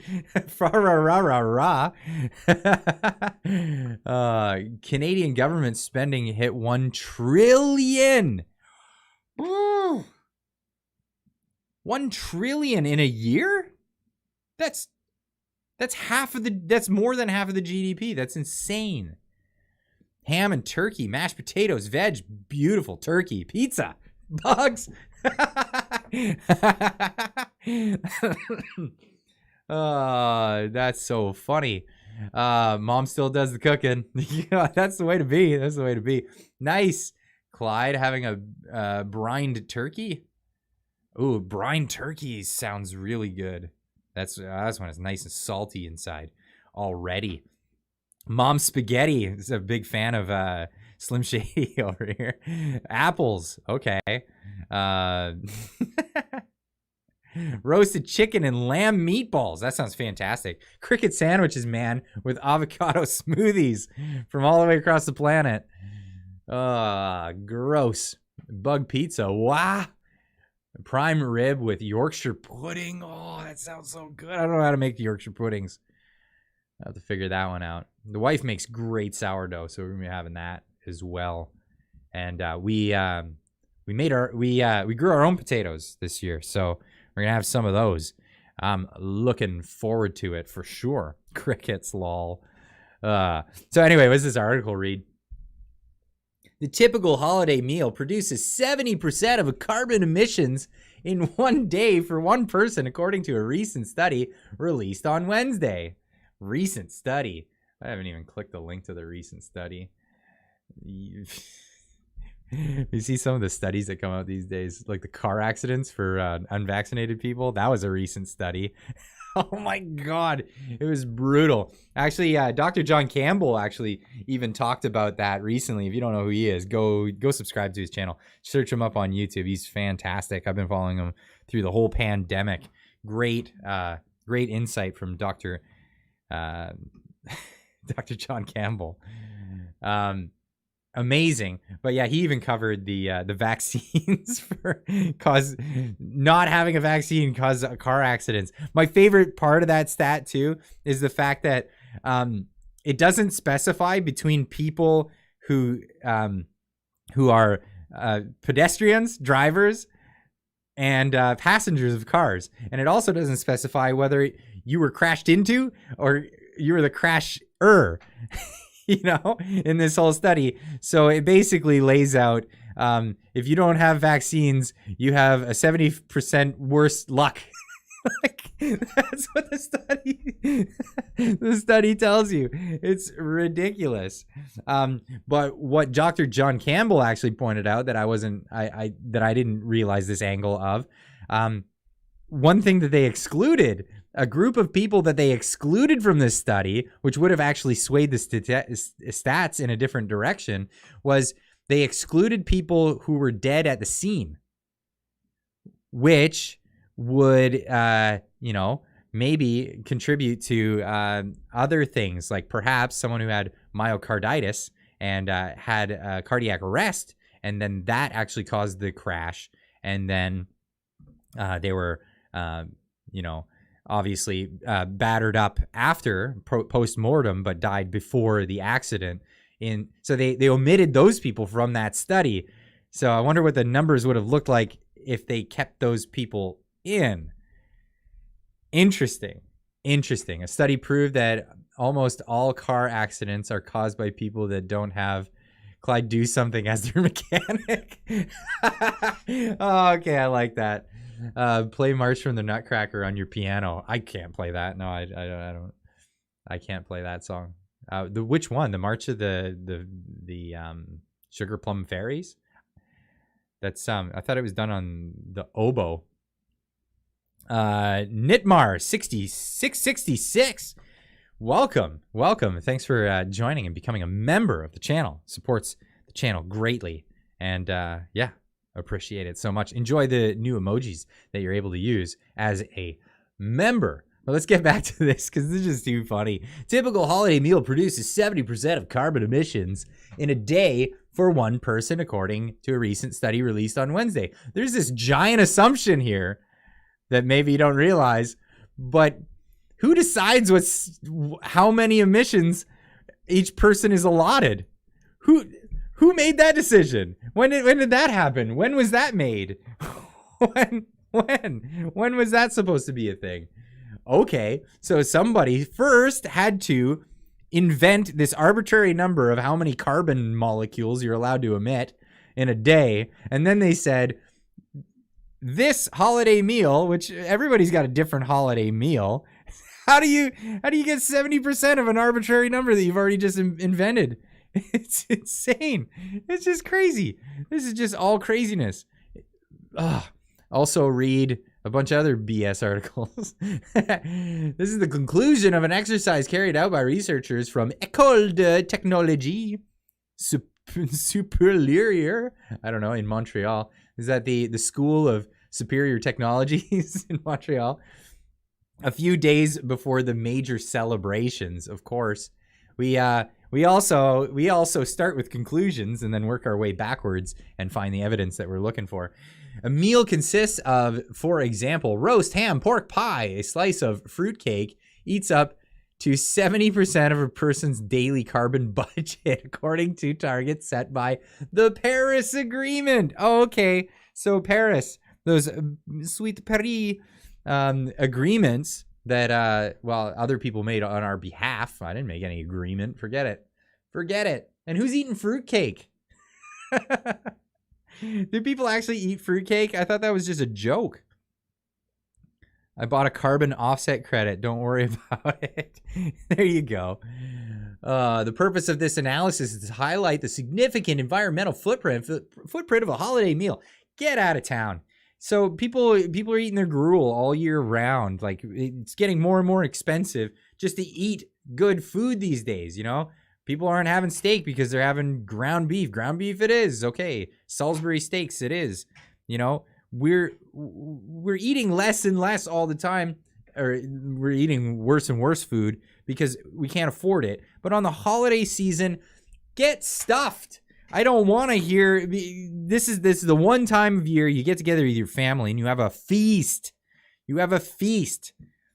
I don't need some fruitcake coming in there and telling me I need to feel guilty about it because my indulgences are at maximum level. Get out of here. I don't care what they Oh, it's all like fruitcake, lol. I've never even had fruitcake. I don't think I've ever had fruitcake. We used to get my granny used to make this Scottish dumpling. I assume it would be kind of like the fruitcake. It used to be a thing. I was like one of the only kids that liked it. It was like molasses pie or molasses cake with raisins and stuff in it. It was good though. It was good with butter. Maybe we should call it Greenanity. Don't eat fruitcake on the holiday menu. We got enough running our government this year. Absolutely. It's insane. And running these stupid studies. 70% of a person's budget. Carbon budget. I tell you where to shove that carbon budget. The purpose of this analysis is to highlight the significant environmental footprint of a holiday meal. Among the data used to calculate for calculation purposes, the research team estimated, among other things, the environmental footprint linked to land use for food production. Heating, transport, and Christmas gifts also contribute to increasing greenhouse gas emissions. You put Christmas gifts into the meal? What? Get out of here. They're not. And what do they say right after? The team also noted that a vegetarian meal only consumes 14% of a citizen's daily carbon budget. The food sector contributes to the production of 28% of the greenhouse gas emissions in Canada. Get stuffed. The food sector. The food sector is growing plants. And what do plants do? They breathe carbon dioxide. In fact, some plants need more carbon dioxide than they can even get from our ambient air. So they have to pump greenhouses full of carbon dioxide. And how they do that? They burn fossil fuels inside them. Not joking. They have propane generators that generate more carbon dioxide if you're from where I grew up, just outside of Windsor, it was Leamington, Ontario, famous for the Heinz 57 ketchup. I don't know if they make that there anymore, but they have greenhouses full of tomatoes. And that's what they do. They pump them full of CO2 because there's not enough for these plants because they absorb so damn much of it. That's the thing. You go to a cornfield, you think there's a lot of CO2? I bet you they'd be happy to have a lot more CO2 in the air for that stuff. And in fact, there's publications now saying that farms are actually doing better because of the increased CO2 in the atmosphere. They're a net negative on CO2, actually. So get your carbon footprint and stuff it. You get a carbon foot right up your. It's absurd, and it's just so frustrating to listen to them tell you something that you know to be false, like you know to be actually the opposite of what they're saying. Farms, actually, the amount of farmland that we have in Canada makes us a net negative. We're already neutral. We're already carbon neutral throughout the country because of how much CO2 our farms soak up. It's amazing. Cornfields along the Highway 400. Yep. Along the 401 where I grew up, it was just cornfields forever. And I used to love me that peaches and cream Ontario corn. I keep getting told about Tabor corn, and I got to try it one of these days from Alberta. I have not yet tried it, but yes, it doesn't matter if it's corn or soy or wheat or whatever you're growing. It's soaking up CO2, and it does a hell of a good job of it. And in fact, the more CO2 in the atmosphere, the better those crops end up doing. It's amazing that. Most people don't realize that it was actually millions and millions of years ago. We had tremendously more CO2 in our atmosphere. I believe, and I kept a bookmark on this chart showing, going back to the Jurassic period, like closer, like over like 550,000, or what was it? 5,550 parts. 5,500 parts per million. Right? We're freaking out over 400 parts per million CO2. Devil's advocate here, post-Christmas feast gas I generate makes all the food I consume carbon neutral at best. Absolutely. That's amazing. But yeah, vegetarians on their high horses talking about how they're so good for the environment. It'd just be so good for the environment if we just stopped eating meats and stopped doing that kind of thing. Well, Piers Morgan schooled somebody on this recently, and I love this clip. I just absolutely love this and have to share it because schooling vegans is fun. You're a vegan, right? I'm a meat eater. Why can't we just both live happily in each other's orbit? Why can't you let me just get on with eating meat and you eat your gruel and we'll all go home happy? Do you believe in the climate crisis? Yes. Well, the animal agriculture, farming and fishing is a leading cause of the climate crisis. You know what's also a leading cause of climate crisis?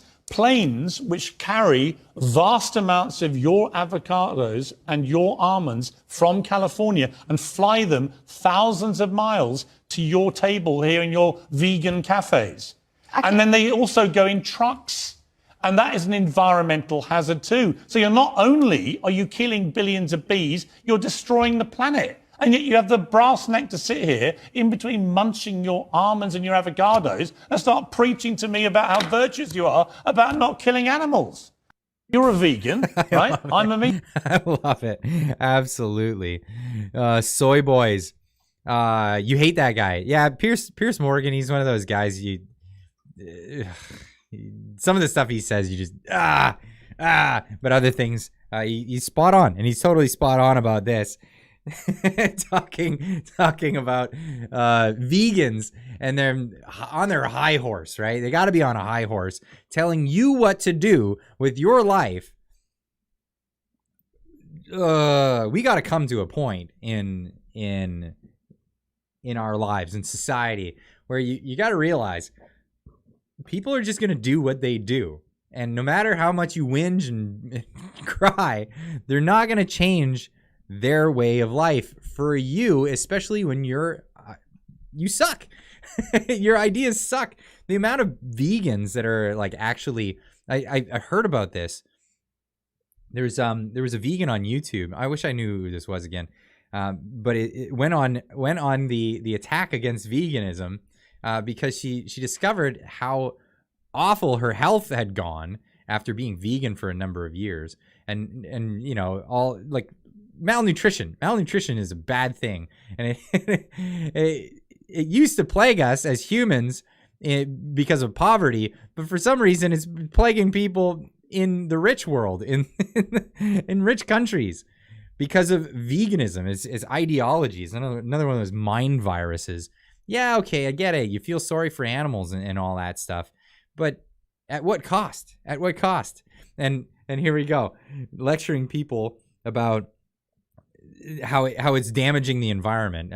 So environmentalism is just the thing du jour for people to get on, to get you to go along with their agenda. And that's exactly the thing. You can buy vegan.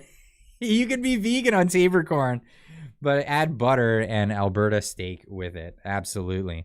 So that's the funny thing. Vegans take things a whole step further that they don't need to go, right? So some people want to be vegetarians because they're like, I feel sorry for the animals, but they still eat eggs.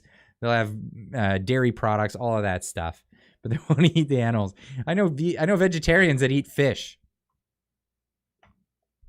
Try to figure that one out. But that's the thing. But we need nutrition. We need it. And that's definitely a thing. Now in Canada here, they're trying to ban guns. And we've been talking about this a bunch on the channel. We've been talking about it for too long. And we need to really reel things back. I mean, it's a ridiculous argument coming from the left that guns are somehow inherently dangerous, but only dangerous when they're in the hands of law-abiding citizens.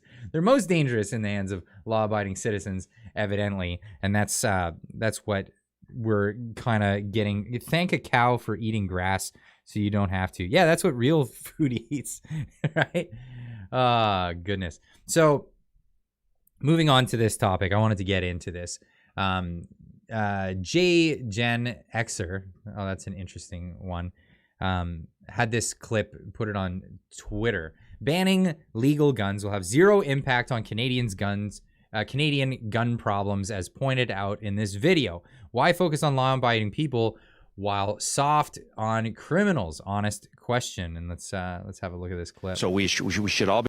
Every time you guys have a press conference, for whatever it is, there always seems to be a boatload of guns that comes with it. How concerned are you, and where are most of these guns coming from? Yeah, well, I'm extremely concerned. As I mentioned in the press conference, many of the interactions our officers are having now are exposing more and more handguns out on the streets. And so we should all be concerned about that. And I can tell you 80 to 90% of the guns we're able to trace, whether, in situations where the serial number is still intact. Wait, those are automotive scan tools. those are air wedges. What? Those guns are coming across the border. This is nothing new. We've been talking about this for the last 6-8 months. From my days early on, it was rare to seize a handgun at the front line. It just was something that you never saw. And over the last year to 2 years, since I've taken over 2.5 years ago, we're seeing those numbers increase. Almost every week or every other week, frontline officers are taking guns off the street. So we all should be concerned about that. So we're not just talking about a traffic stop where a gun shows up. When I was on the job as well, you were right, that was rare, where you do a traffic stop and you locate a gun, and then the world would sort of stop in policing because it was so rare. But every time I'm here doing a press conference and listening to your officers present what they've done, I'm just in shock at the amount of firearms that always show up, and they're always coming from across the border. So what do you foresee happening? I know you don't have a crystal ball, but what do you foresee happening?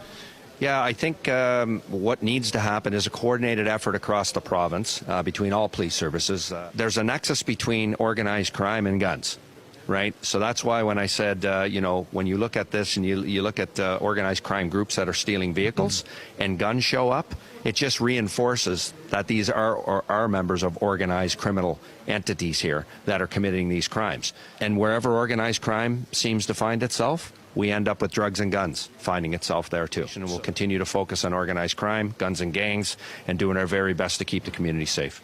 Here you go, right from the chief. Anytime you have organized crime, there is a nexus with firearms, and ultimately, as the chief said, 80 to 90% of the time, those guns that are part of that connection, that nexus, if you will, with other organized crime activities, are coming from across the border. Yeah, so they're not going after these guys.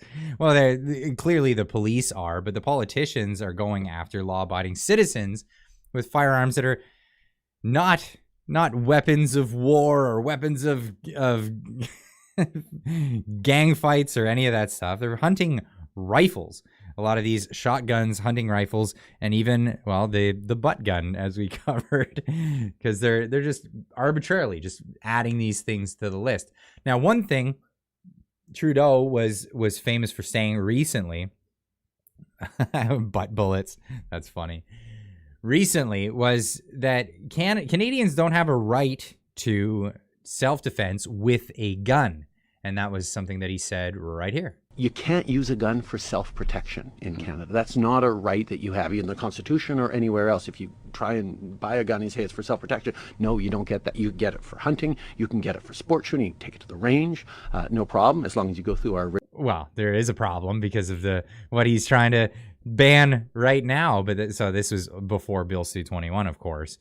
Saying that it was okay, but saying no, you can't use it to defend yourself. Rigorous background checks, but there's a difference around the culture, and one of the things that we're seeing with the debate in the States is you get more and more of the American style, right to carry, self-defense arguments filtering up through the usual more right-wing communications channels. Yeah.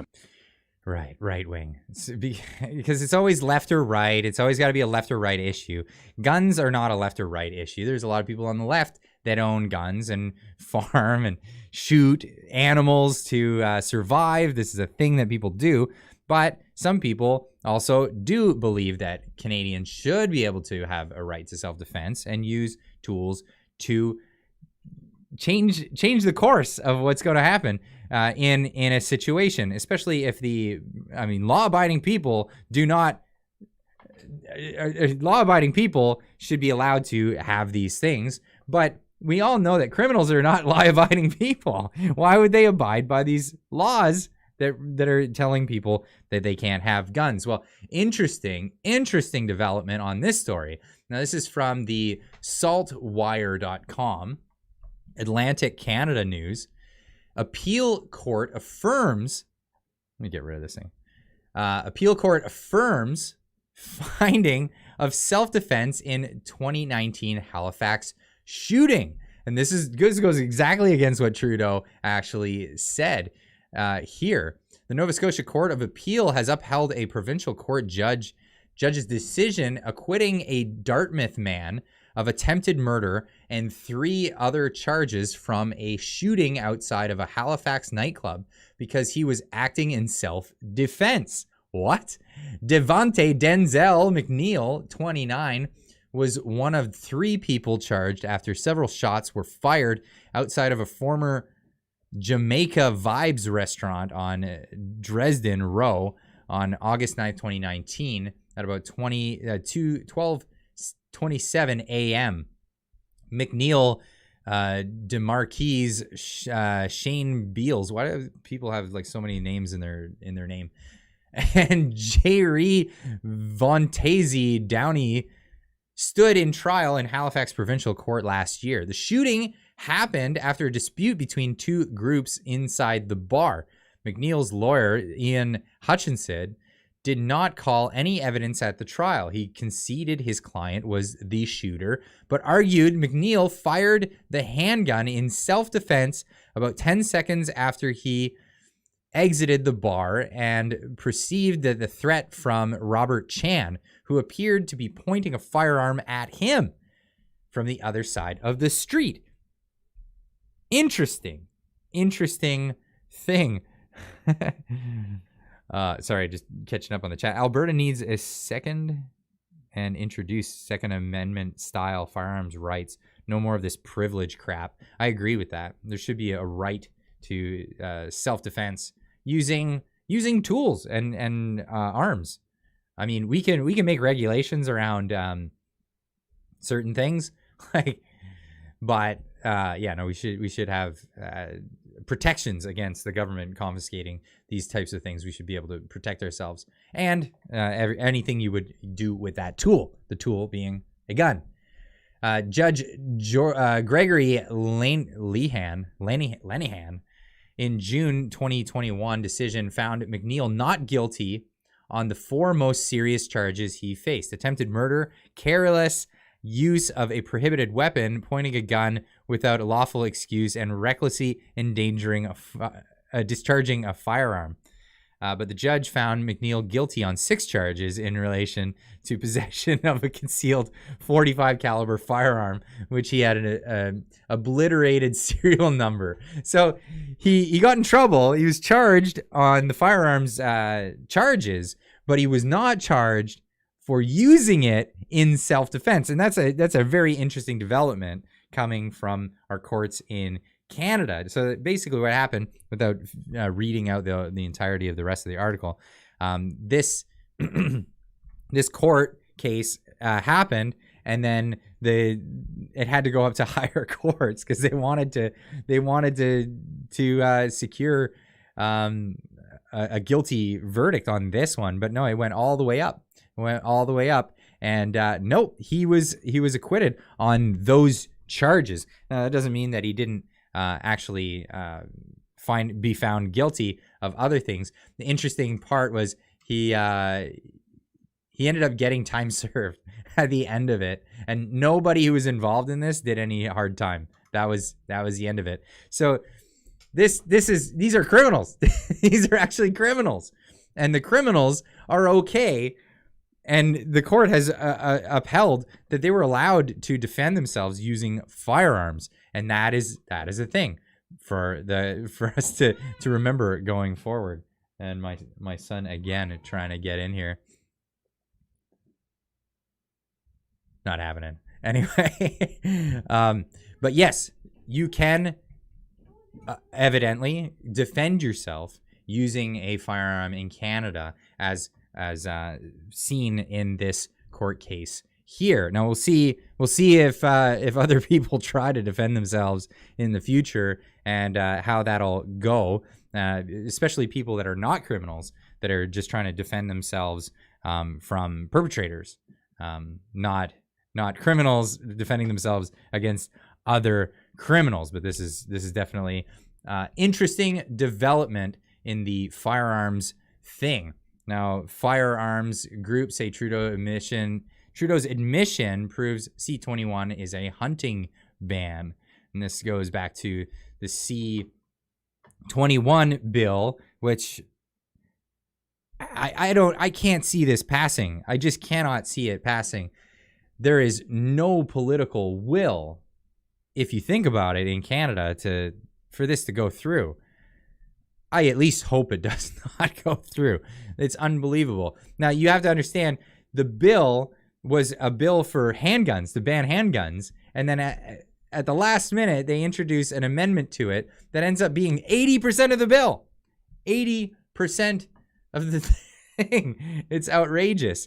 But yes, after denying his government's latest firearms ban would affect hunters, Prime Minister Justin Trudeau has conceded it does exactly that. A firearms group has pointed out in a preview of a year-end interview with CTV, Prime Minister Justin Trudeau said some firearms would be taken away from people who were using them to hunt. Canadian Coalition for Firearms Rights, CCFR, which if you're not yet, go become a member of. Spokesperson Tracy Wilson says that the admission comes after the Liberals denied that C-21 targeted hunters through the legislative process. They called it a gun lobby disinformation or conservative fear-mongering, yet they're admitting we were right about it the whole time, Wilson told True North. And, well, here's a clip from that interview with, I don't know how else to describe her, Rosemary Barton. She kind of looks like Spawn's Violator if Violator didn't have makeup on. That's just the only way I can describe that individual. For weeks, Trudeau's government has been criticized from all sides on gun legislation to ban handguns, which was then expanded to automatically ban and determine what are assault-style weapons. So if the law goes ahead, some hunting rifles will get caught up, something Trudeau insists is necessary. And I'll be entirely honest. There are some guns out there, not many, but some, that hunters are now using for hunting that are overpowered or have characteristics that make them assault-style weapons, and the definition will probably catch those. Overpowered. assault-style weapons, and the definition will probably catch those. Overpowered. That's the term.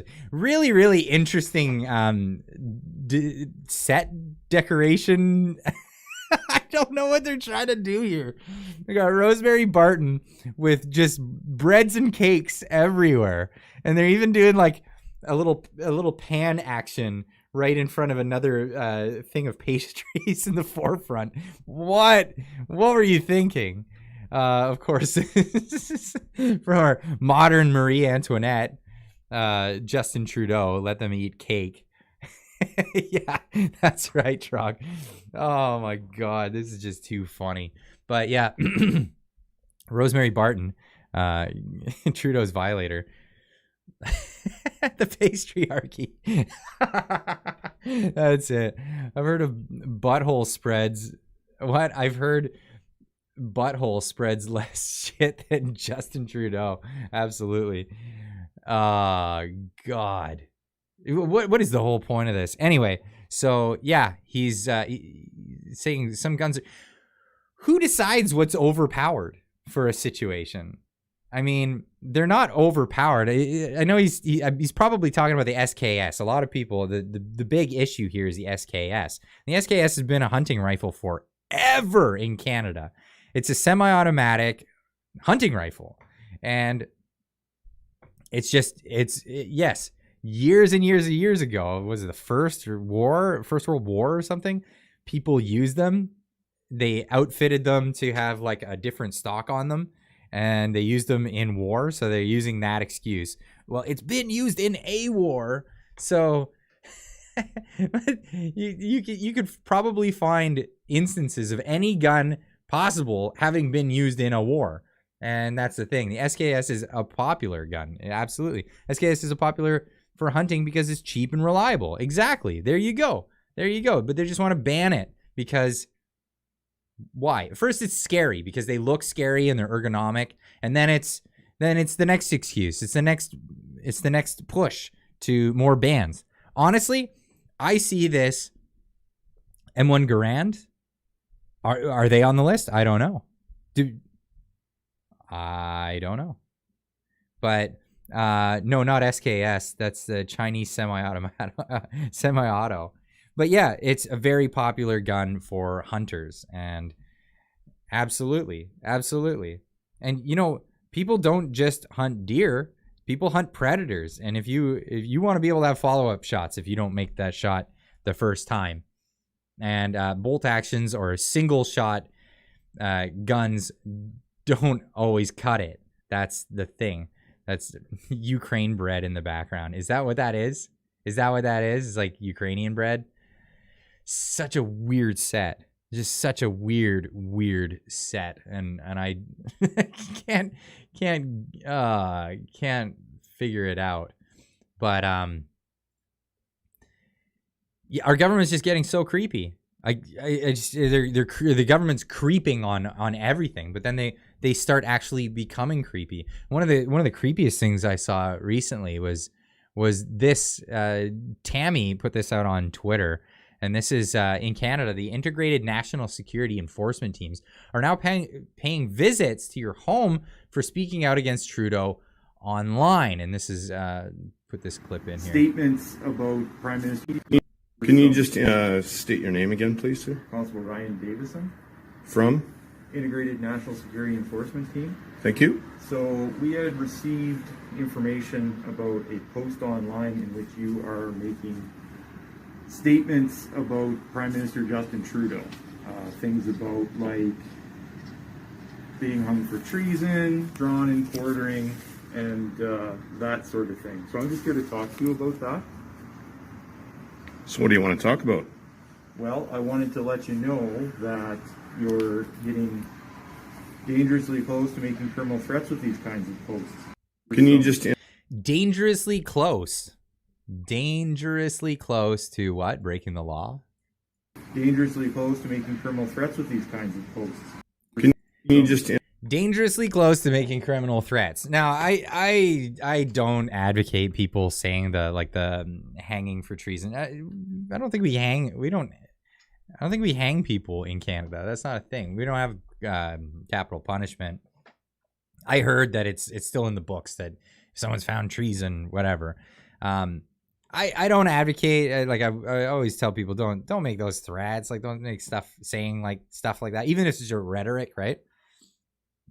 But this is so creepy if you're putting posts out there on the internet and then you get constable coming to your door and telling you haven't broken the law, but you're getting close to what I might be able to perceive to you as breaking the law.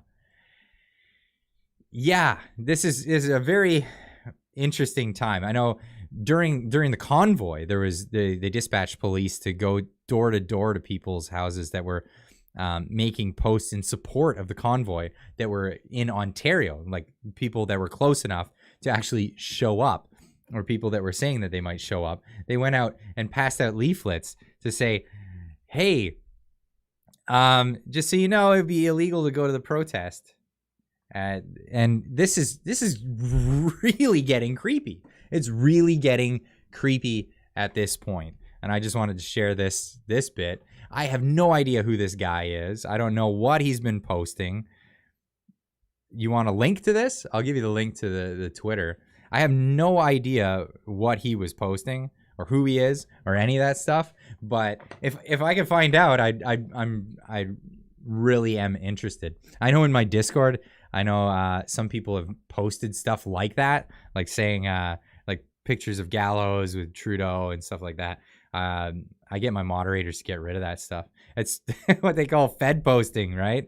It's bait for the feds or it's feds themselves, as we've seen with other cases. But yeah, definitely don't go posting stuff like that. But this is way past creepy. Exactly, Sherry.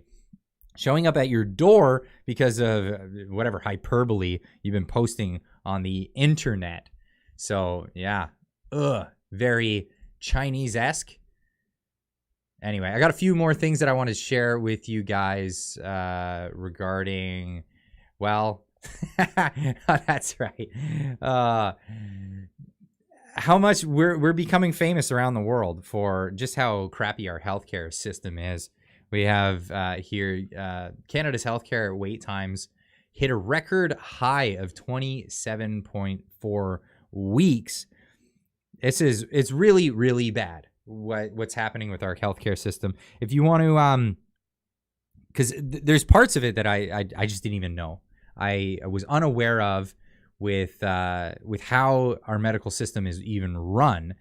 I had Dr. Brian Day from the Cambie Surgical Center on just this past week, and we had a discussion. He actually let me know things that I didn't even know, like how our medical system is actually funded. When they give money to hospitals, they give it in a lump sum at the beginning of the year, and it's not tied to any services. So when you go to the hospital and you sign up with your MSP or whatever to get anything done, you're actually at a cost to what the hospital has already received.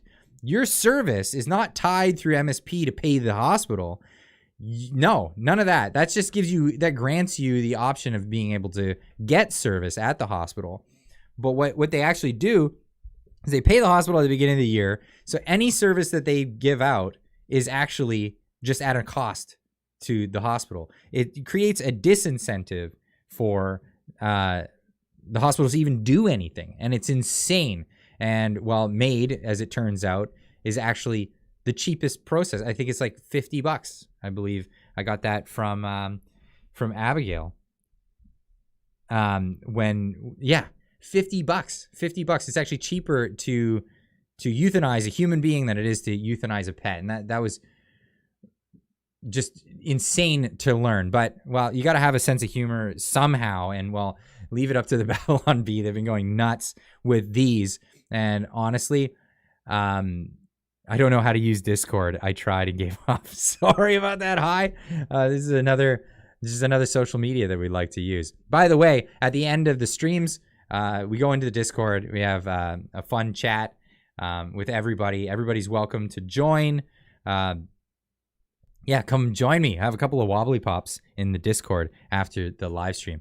But yes, Babylon B giving us a little bit of humor and going to town basically on our healthcare system here. We have Canadian Life Alert just euthanizes you when you push the button. Article from the Babylon B. What else do we have here? Canadian healthcare system introduces punch card on where on your 10th visit you get a free suicide. There you go. Free euthanasia after just 10 visits. Oh, it's so bad. And the this one killed me. Hillary Clinton awarded honorary Canadian medical license. She's famous for suiciding people. That's definitely a thing. Anyway, I had to share that with you. But we're getting up to the 2-hour mark. Well, actually, just over 2 hours. 2 hours and 10 minutes now.